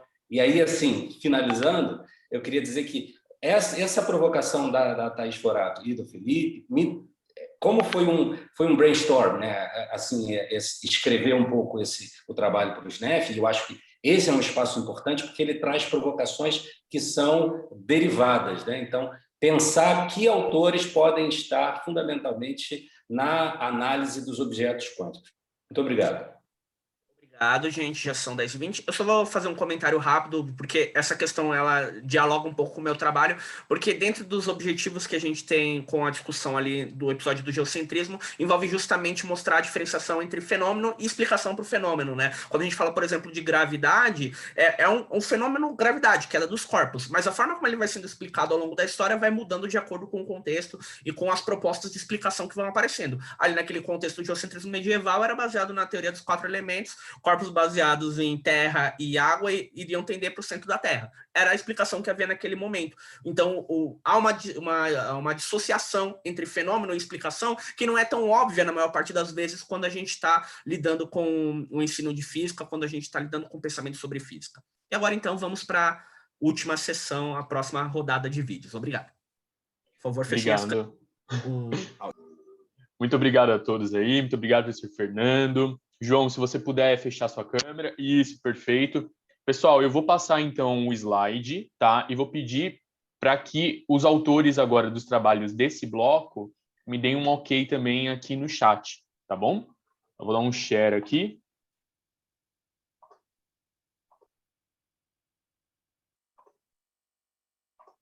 E vamos lá. E se vocês puderem me dar um ok aqui, só para eu já ir conferindo. Legal, Rafael.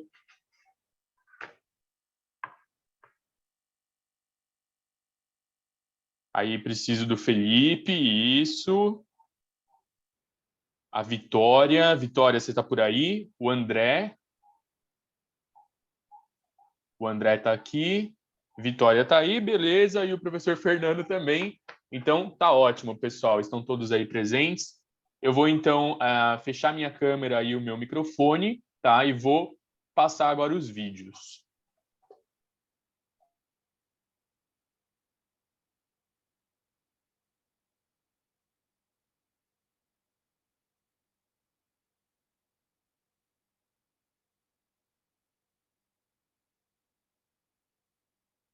Olá, meu nome é Rafael Andrade Pereira, eu sou professor da Escola Veracruz e do Colégio Equipe.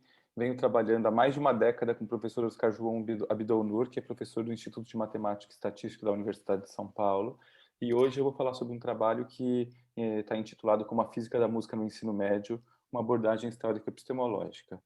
A ideia desse trabalho é essencialmente discutir como a transição da teoria musical partiu lá, historicamente, de um dogmatismo aritmético muito forte, muito presente na tradição pitagórica, e no Renascimento ela foi se transformando gradativamente numa ciência mais numa ciência mais experimental, com a verificação experimental como ponto muito relevante e marcante da construção da teoria. Eu queria falar um pouco das implicações dessa discussão no ensino de física, desse trabalho no ensino de física, e queria discutir isso a partir do referencial teórico do Thomas Kuhn, com a ideia que o Thomas Kuhn apresenta na estrutura das revoluções científicas, de paradigma e de revolução científica. Essencialmente, o que eu estou defendendo aqui é que, no Renascimento, houve uma revolução científica também na acústica musical, e que esse é um caminho muito interessante de discutir com os alunos do ensino médio, que não é só na gravitação, ou só na astronomia, ou só na mecânica, que a ciência passa por uma enorme transformação nesse período. Para isso, eu vou tentar reunir as contribuições históricas necessárias para a relação entre física e música e matemática. Vou tentar extrair alguns registros históricos pertinentes, indicadores dessa verificação experimental ganhando muito peso, e discutir algumas implicações desse trabalho no ensino de física, particularmente no ensino médio, mas também no ensino fundamental, porque a ideia de construir um instrumento musical, de trabalhar com um curso sobre física e arte especificamente, sobretudo na reforma do ensino médio, acho que ela cabe nos dois ciclos. A história da acústica começa lá com o experimento do monocorde, né, em que o Pitágoras associou os números 1, 2, 3 e 4 aos intervalos de oitava, quinta e quarta, que eram as consonâncias perfeitas, e o monocorde basicamente é uma corda esticada, que você vai variando o comprimento da corda e associando uma relação entre os comprimentos e os intervalos musicais. Isso levou à construção da escala pitagórica, né, nos intervalos concernentes a ela, mas o que eu queria destacar nessa conversa é a importância que esse dogmatismo aritmético tem na tradição pitagórica, a ponto de o Robert Fludd construir essa imagem aqui no Divino Monocórdio, que mostra lá Deus tocando um monocórdio gigante com o universo, e o Frantino Gaffuri fazer essa outra imagem que tem lá Pitágoras tocando martelo, tocando sino, tocando copo, tocando corda, tocando flauta, uns numerozinhos que indicam, estão todos na relação 1 para 2, 2 para 3, 3 para 4, que permite a gente enxergar as consonâncias pitagóricas. O Vincenzo Galilei, que é o pai do Galileu Galilei, tem uma importância grande dessa história, porque ele foi a crítica que aparece lá no período pré-renascentista, e junto com a emergência da polifonia, são os dois pontos que levam a gente a uma reconstrução da história da acústica. Nisso aparece o temperamento igual, né, que fica consagrado com o cravo bem temperado do Bach.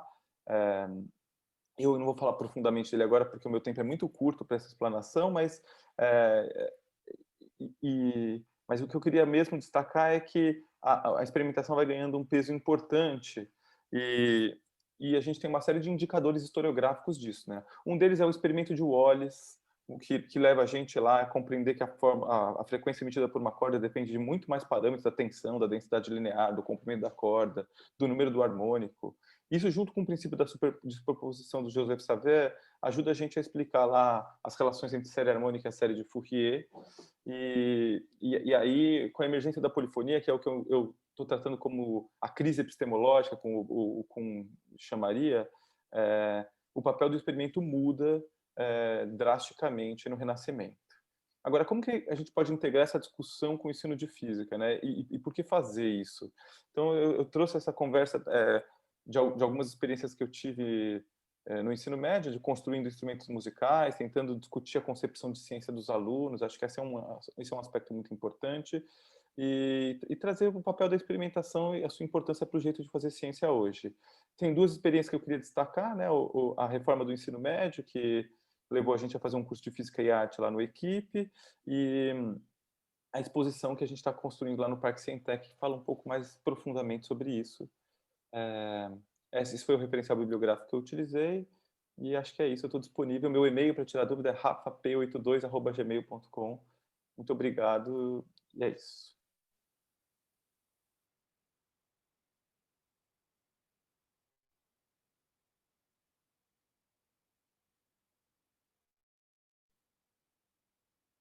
Oi, pessoal, tudo bem? Eu sou o Felipe Góes e hoje vou apresentar para vocês o trabalho Atomic, um jogo para debater dilemas éticos envolvendo a bomba atômica. Esse trabalho foi feito junto com o professor Alexandre Bagdonas e a Samantha de Lemos Souza. Somos da Universidade Federal de Lavras. Antes de a gente falar do jogo, a gente tem que falar de estratégias para inserir a história e filosofia da ciência em sala de aula. E vários pesquisadores mostram que tem várias estratégias para a gente adotar, entre elas narrativas históricas, teatros e jogos didáticos. Então a gente fez um jogo, né, e a gente vai inserir a história e filosofia da ciência a partir de questões éticas em sala de aula. E aí a gente vai investigar as decisões dos jogadores, dos estudantes, dentro de um período histórico que é da Segunda Guerra Mundial, onde teve o desenvolvimento da física nuclear e da primeira bomba atômica. E aí um dos estudos, né, de referência para nós foi a peça Copenhague. E também a gente tentou buscar um rigor entre diversão e ludicidade, né? E também práticas pedagógicas. Nossa intervenção foi feita no curso superior de licenciatura em Física, no período do ensino não presencial, devido à pandemia de Covid-19. Então a gente vai falar aí sobre o jogo atômico. O jogo atômico é um jogo aí de 3 fases, no qual a gente está na Segunda Guerra Mundial, né, no período da Segunda Guerra Mundial, onde teve ali o desenvolvimento da física nuclear.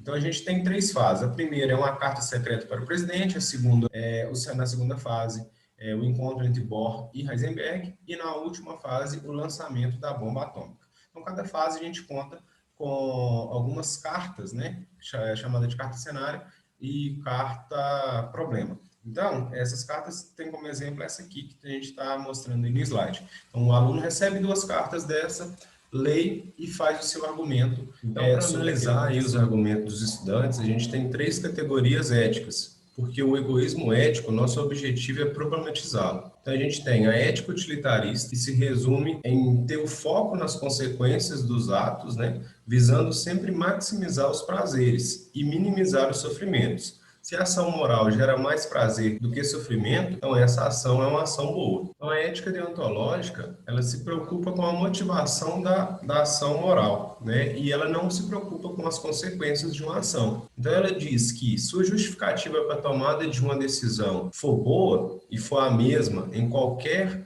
período de tempo, para qualquer pessoa, para qualquer situação, essa ação também é boa.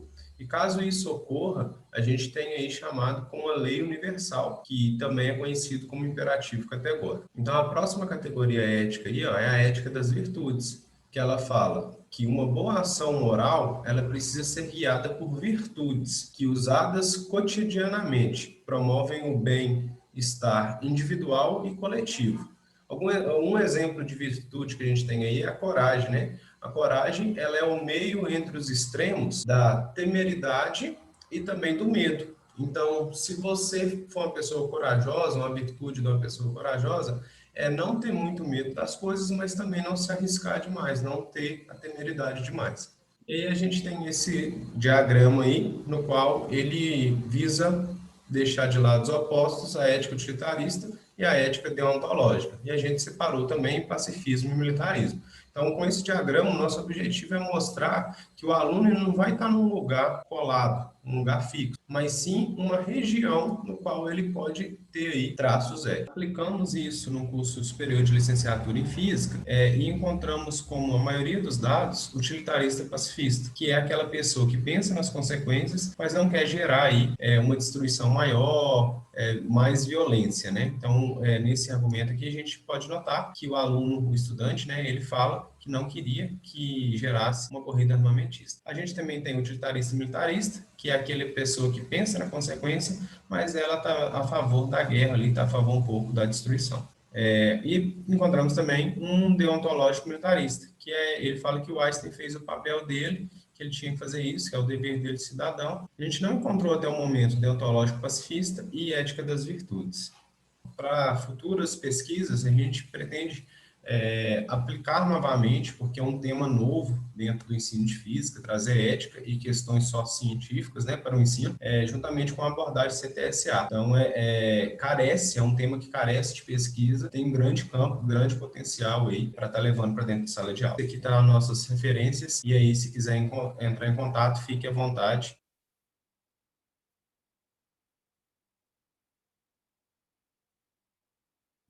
O trabalho Inércia em uma abordagem histórico-materialista da história da ciência tem como objetivo o desenvolvimento de uma abordagem de ensino do conceito de inércia a partir de uma concepção histórico-ontológica da história da ciência, tendo como referência o materialismo histórico e dialético. A história da ciência é muito utilizada no ensino de ciências. Quem a defende considera que o estudo de alguns episódios históricos possibilita o entendimento da correlação entre ciência, tecnologia e sociedade. Durante o desenvolvimento da pesquisa, foram encontradas a abordagem contextualista, que vai buscar humanizar as ciências e aproximá-las dos interesses pessoais, éticos, culturais e políticos da comunidade, através da história da ciência. E também as perspectivas diacrônica, que faz uma análise da ciência de acordo com o período em que se está inserido o conceito científico tratado, e a perspectiva anacrônica, onde a ciência é estudada sobre a luz do que se conhece atualmente. Outra abordagem encontrada para o ensino de ciências é a com base no marxismo. A característica que define essa abordagem é a de que as suas ideias estão enraizadas em uma última instância nas forças econômicas. Segundo Yang, existem 3 variantes dessa abordagem: o economicismo ou marxismo vulgar, a teoria da mediação e a baseada na totalidade. Um texto que foi considerado um marco nessa abordagem e também muito importante para a pesquisa é o artigo As Raízes Socioeconômicas dos Princípios de Newton, de Boris Hessen. Nele, o autor mostra como o modo de produção pode afetar o desenvolvimento da ciência quando trata da forma como a física newtoniana é afetada pelas necessidades econômicas do período em que viveu o cientista.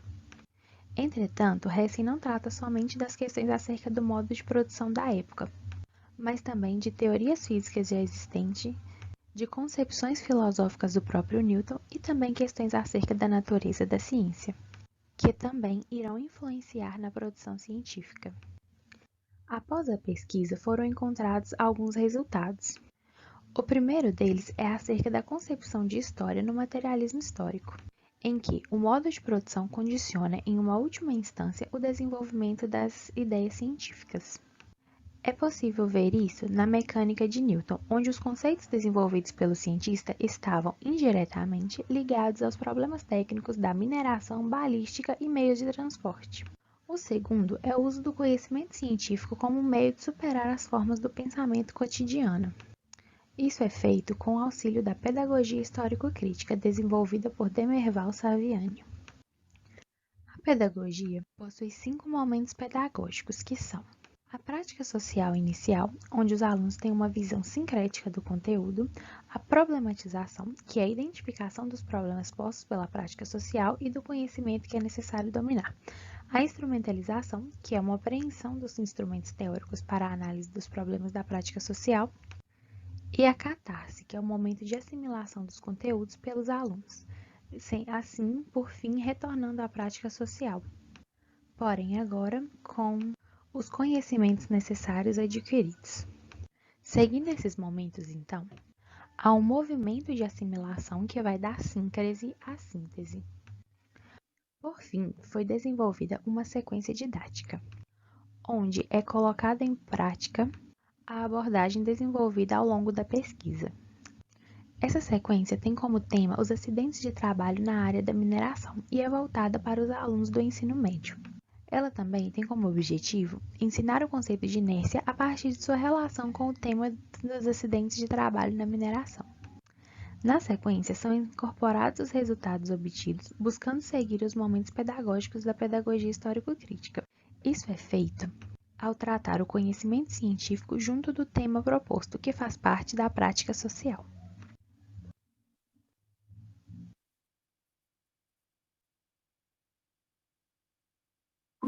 Olá, eu sou o Fernando Gilger e estou aqui para apresentar o trabalho Discussões sobre Física Moderna e Contemporânea na Formação de Professores, por meio do princípio da incerteza de Heisenberg. Este trabalho foi desenvolvido por mim e pelos colegas Rafael Simão da Silva, David José de Souza Santos, sob a orientação da professora doutora Thaís Cirino de Melo Forato.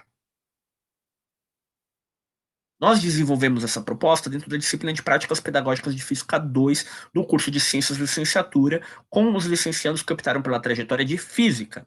Aqui podemos ver imagens minha e dos meus colegas Rafael e David e da professora Thais. Bem, partimos do seguinte questionamento. Em que medida o uso de História e Filosofia da Ciência, Física e Arte no ensino de ciências pode contribuir para abordar física moderna e contemporânea na formação de professores? Tínhamos os seguintes pressupostos.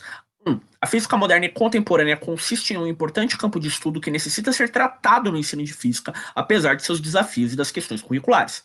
2. Existem pesquisas mostrando que a inserção de conteúdos de física moderna e contemporânea no ensino médio pode ser feita por meio de diferentes abordagens. Pressupostos que orientaram, então, a nossa intervenção. O uso das abordagens física e arte e história e filosofia das ciências pode favorecer o trabalho com conteúdos de física moderna e contemporânea. 2. Os licenciados deveriam experienciar as abordagens para que se familiarizassem com elas e, com isso, pudessem se sentir aptos para implementá-las em suas futuras práticas pedagógicas. A intervenção. A primeira etapa foi uma análise de vídeo e plano de aula construídos para discutir o princípio de incerteza, desde uma perspectiva histórica, e com sugestões de como abordá-lo a partir de obras de arte, como os quadros de Salvador Dalí. 2. Proposta de leitura e discussão do capítulo A Mecânica Quântica em uma Conversa com Einstein, do livro A Parte e o Todo, escrito pelo próprio Heisenberg. Resultados. Os licenciados, após contato com a proposta, destacaram que, apesar do conteúdo ser desafiador, eles encaravam as estratégias utilizadas, o vídeo relacionando os conceitos com a arte do período, de forma historicamente contextualizada, e trecho do livro de Heisenberg, como viável para o ensino médio, considerando como uma estratégia interessante para abordar conteúdos relacionados com física moderna e contemporânea. Também consideraram que seria necessário, porém, construir um processo que permitisse tratar a temática com todos os cuidados necessários para que os conceitos trabalhados pudessem fazer sentido para os estudantes, o que certamente requereria tempo de preparação. Considerações finais. Considera-se, de modo geral, que os licenciandos puderam refletir sobre as possibilidades envolvendo o ensino de física moderna e contemporânea no ensino médio, ainda que essa temática tenha seus desafios, tanto conceituais quanto pedagógicos. Foi possível notar que os futuros professores se sentiram motivados a pensar em estratégias de aplicação do tema para sua futura carreira docente, de modo que as intervenções utilizadas podem ter contribuído para a sua formação. Obrigado pela atenção.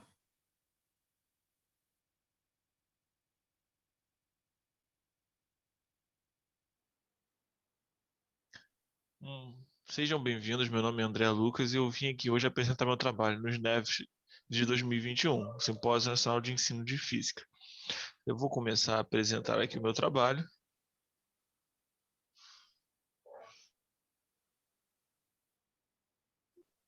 Perfeito. Ok, está apresentando. Bem, meu trabalho se chama A Relação entre as Concepções de Feyerabend e as Metodologias Ativas no Ensino de Ciência, né? Eu sou o apresentador, ou seja, eu sou o autor principal do trabalho, meu nome é André Lucas Feito dos Santos, né? E minha orientadora do mestrado é Thais, é a segunda autora do trabalho, né, que me ajudou a confeccionar esse trabalho, Thais Conceição dos Santos, né? Mas primeiro, qual é a ideia do nosso trabalho? A ideia do nosso trabalho é mostrar a relação entre as metodologias ativas e a concepção de filosofia, né, de fazer ciência de Feyerabend.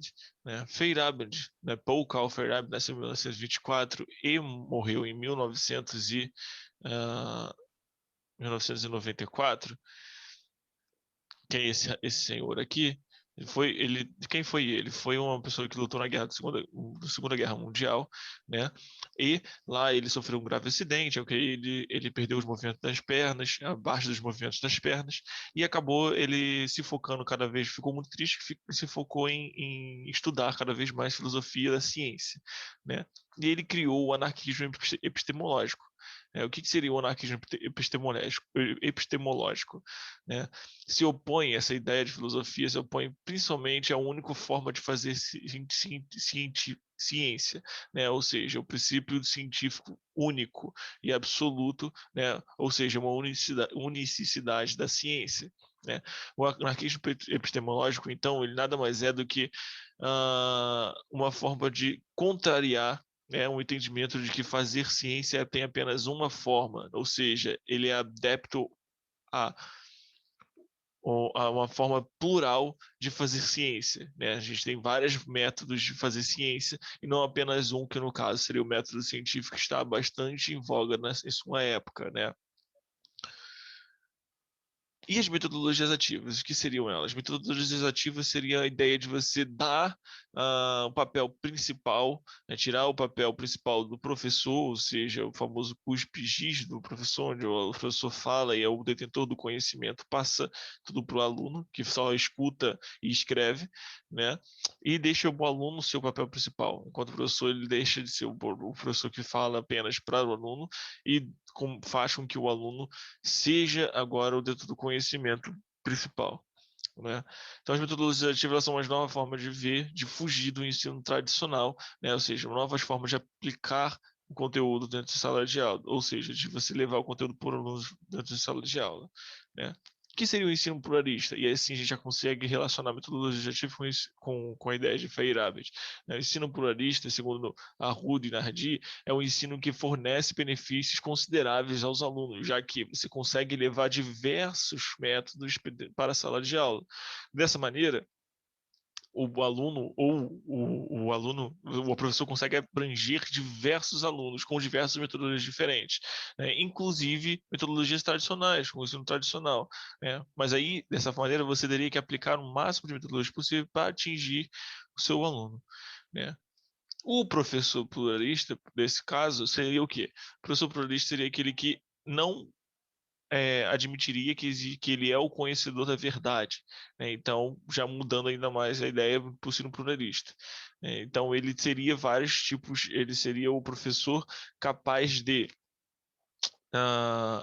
ser mediador do conhecimento, né? Então ele seria investigador, ele tentaria ver as melhores opções de metodologias para adequar os alunos naquela sala de aula, aqueles alunos específicos, certo? Então, assim, o ensino pluralista e metodologias ativas, a sua principal relação é que quanto mais metodologias aplicarmos dentro de sala de aula, melhor é, porque abrangeríamos cada vez mais os alunos que estão dentro dela, certo? Eu estou me despedindo, meu trabalho é apenas esse, é isso, né? E muito obrigado a todos que participaram.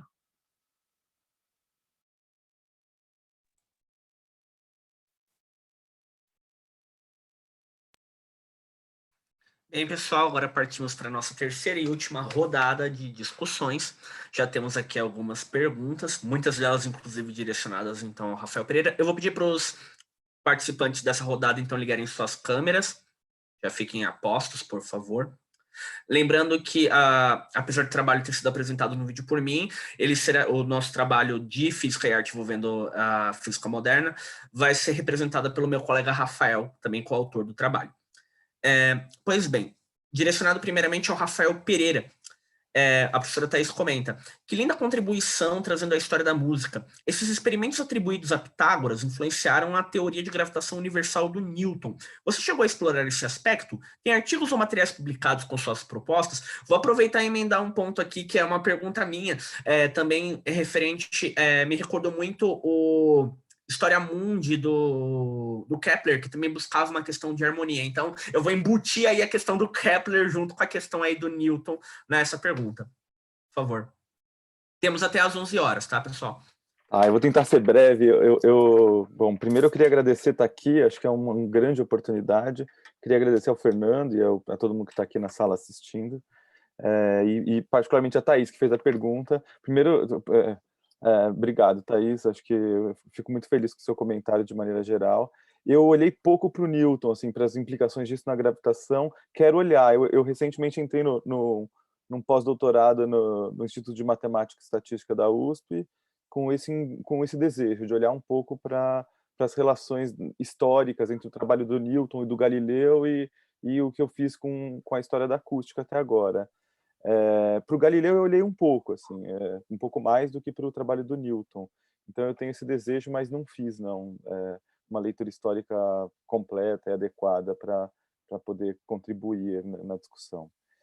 Eu não publiquei artigos, espero que no pós-doc eu publique alguma coisa contando essa trajetória, né? Como eu contei na apresentação, eu passei muitos anos trabalhando com o Oscar. Eu fiz 4 anos de iniciação científica com ele, fiz o mestrado com ele, o doutorado com ele, E aí acho que o que eu tenho de material são 3 coisas, né? Eu tenho a dissertação de mestrado, que fala mais sobre a relação física e música explicitamente, e acho que também se relaciona com uma pergunta sobre a avaliação da exposição. Meu grande interesse no mestrado era fazer a exposição no Parque Sentec e avaliar os resultados dela.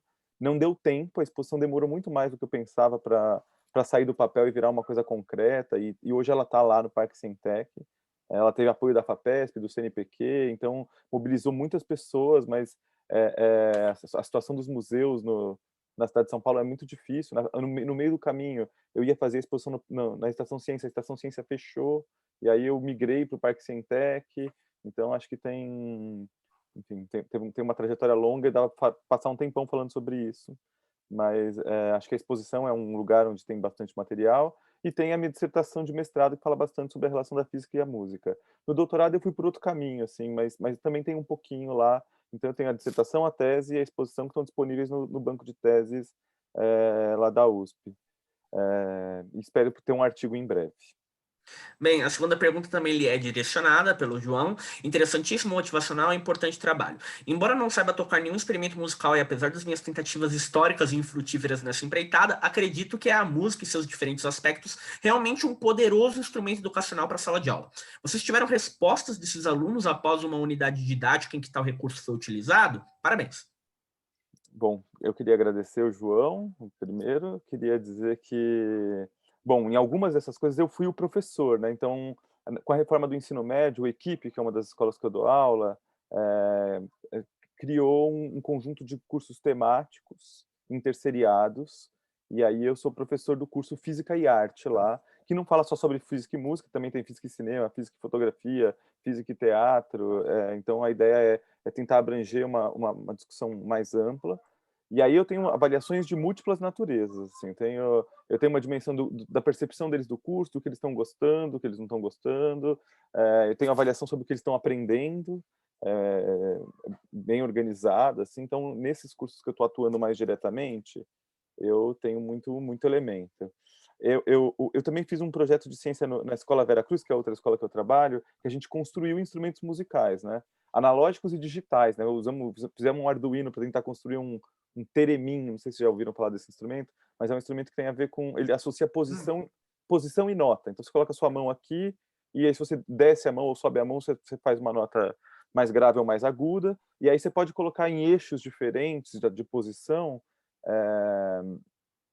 coisas diferentes. Então você pode mudar o instrumento musical que toca indo para o lado, por exemplo, ou o volume, a amplitude da onda mexendo em outro eixo, enfim, a brincadeira era um pouco essa, assim. A gente fez uma coisa meio parecida com isso, fez instrumentos acústicos também, aí com um grupo que escolhe, os alunos escolhiam fazer, assim, e enfim, acho que tenho também, aí tem bastante avaliação. Da exposição didática que está no Cientec, eu tenho menos, muito menos, assim. Então, desde que ela foi colocada para rodar, assim, eu visitei com os meus alunos, mas eu tenho menos dado, assim, e eu gostaria de, no pós-doc, me aproximar e ver, e entrevistar as pessoas que estão indo lá para saber resultados mais explícitos. Obrigado. Eu vou lhe fazer, então, a última pergunta que lhe é direcionada. Tem uma pessoa pedindo depois para assistir a apresentação descomprimida, né, para aprender mais. Eu acho que todos nós ficamos aqui motivados com toda essa discussão. Dúvida: por que chama de dogmática a descrição de Pitágoras? Não seria mais apropriado considerar sua imagem de Deus tocando o monocórdio como analógica? Analógica aqui como dois entes ou explicações analógicas, por definição, tem zonas de semelhança e zonas de dissemelhança. Pergunta do Luiz Gustavo. Obrigado, Luiz. Obrigado pela pergunta. É uma reflexão importante fazer. Eu queria dizer que o tempo é apertado mesmo, né? Fazer um vídeo em 5 minutos, para mim, foi um grande desafio. Eu fiz várias vezes e passei o tempo. Eu sou um pouco prolixo também, isso atrapalha, mas 5 minutos é mesmo um pouco tempo. Mas eu queria dizer que a imagem que eu mostrei é a do Robert Fludd, né? Do século XVI.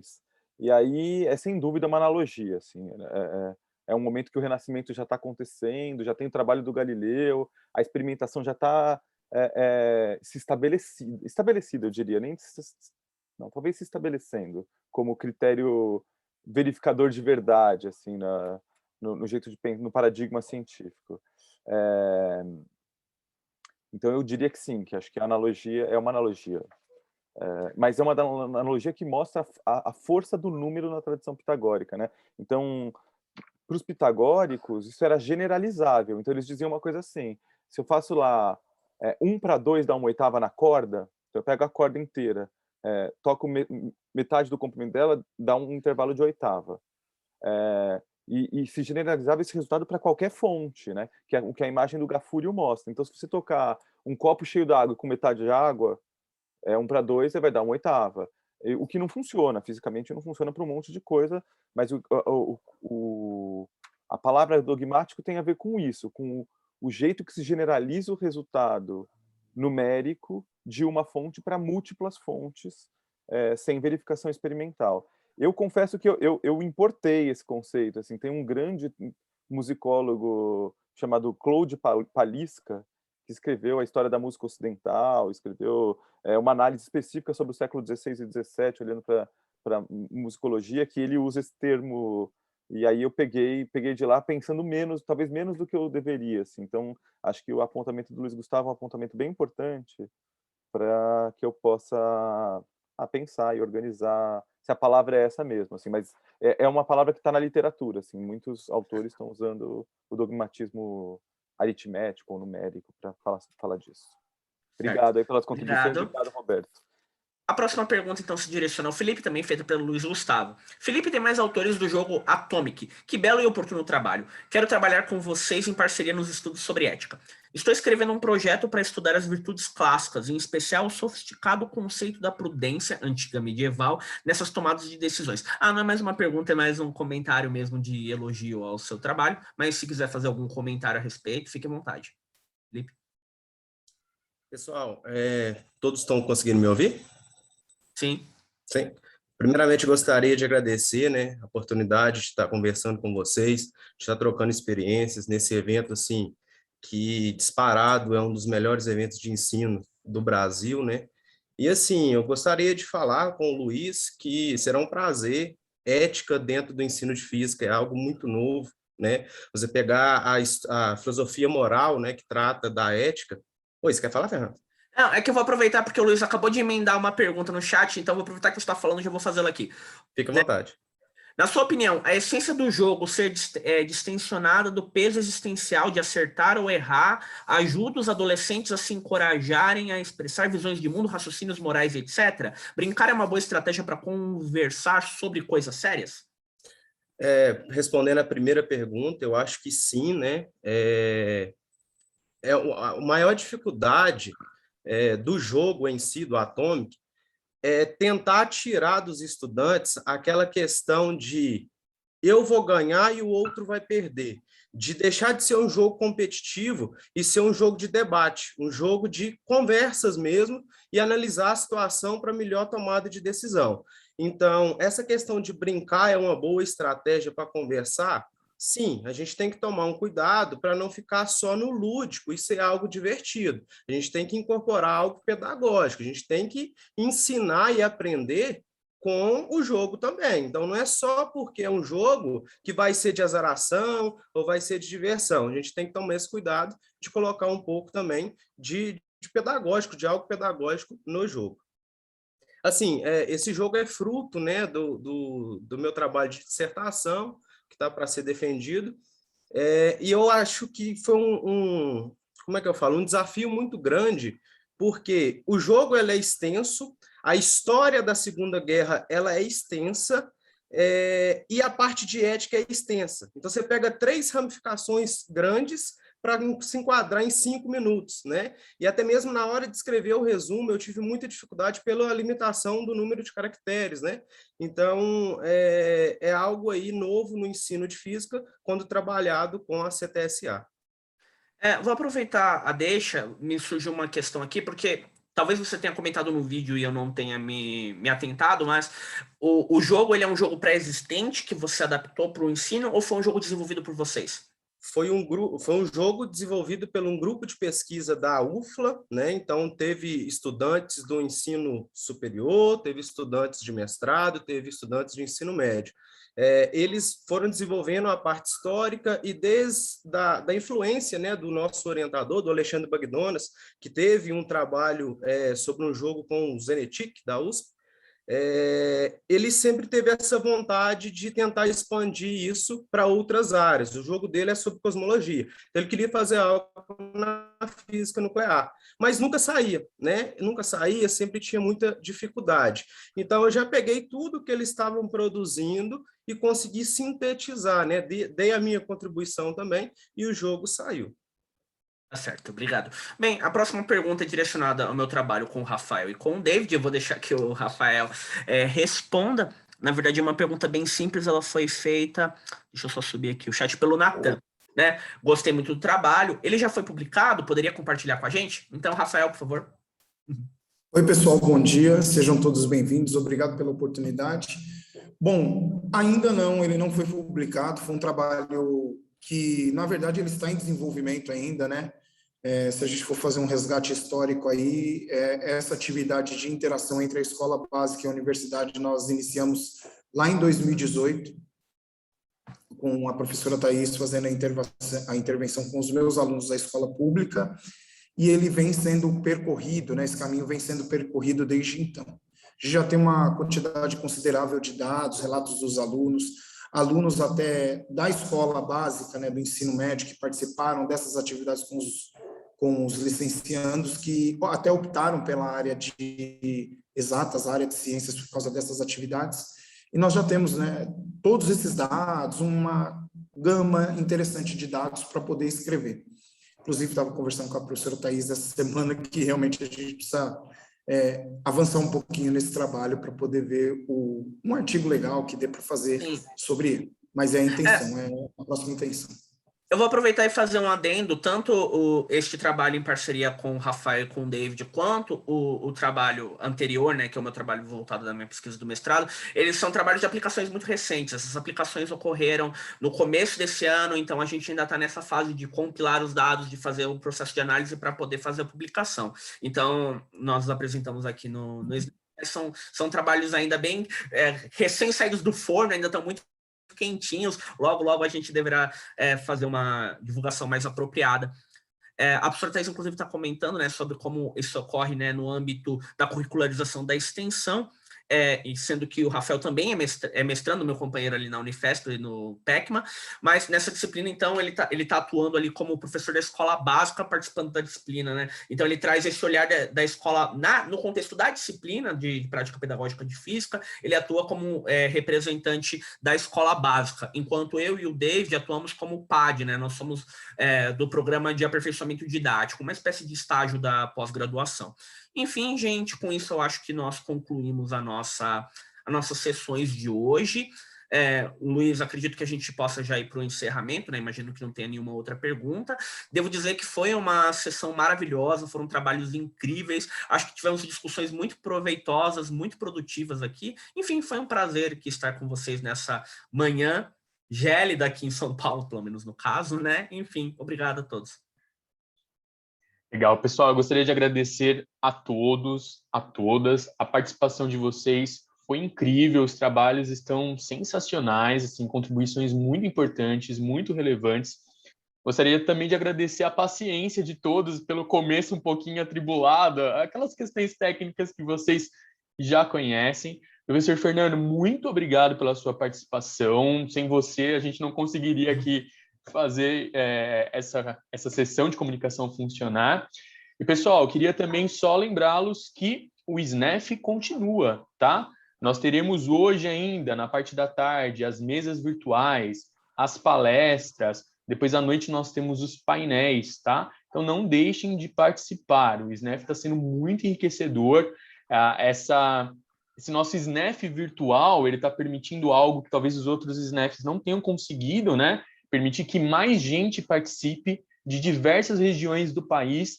Então, as discussões estão sendo muito enriquecedoras, estão sendo muito legais. Então, não deixem de participar. O SNEF é feito por vocês e para vocês, tá bom? Pessoal, muito obrigado e tchau, tchau. Até!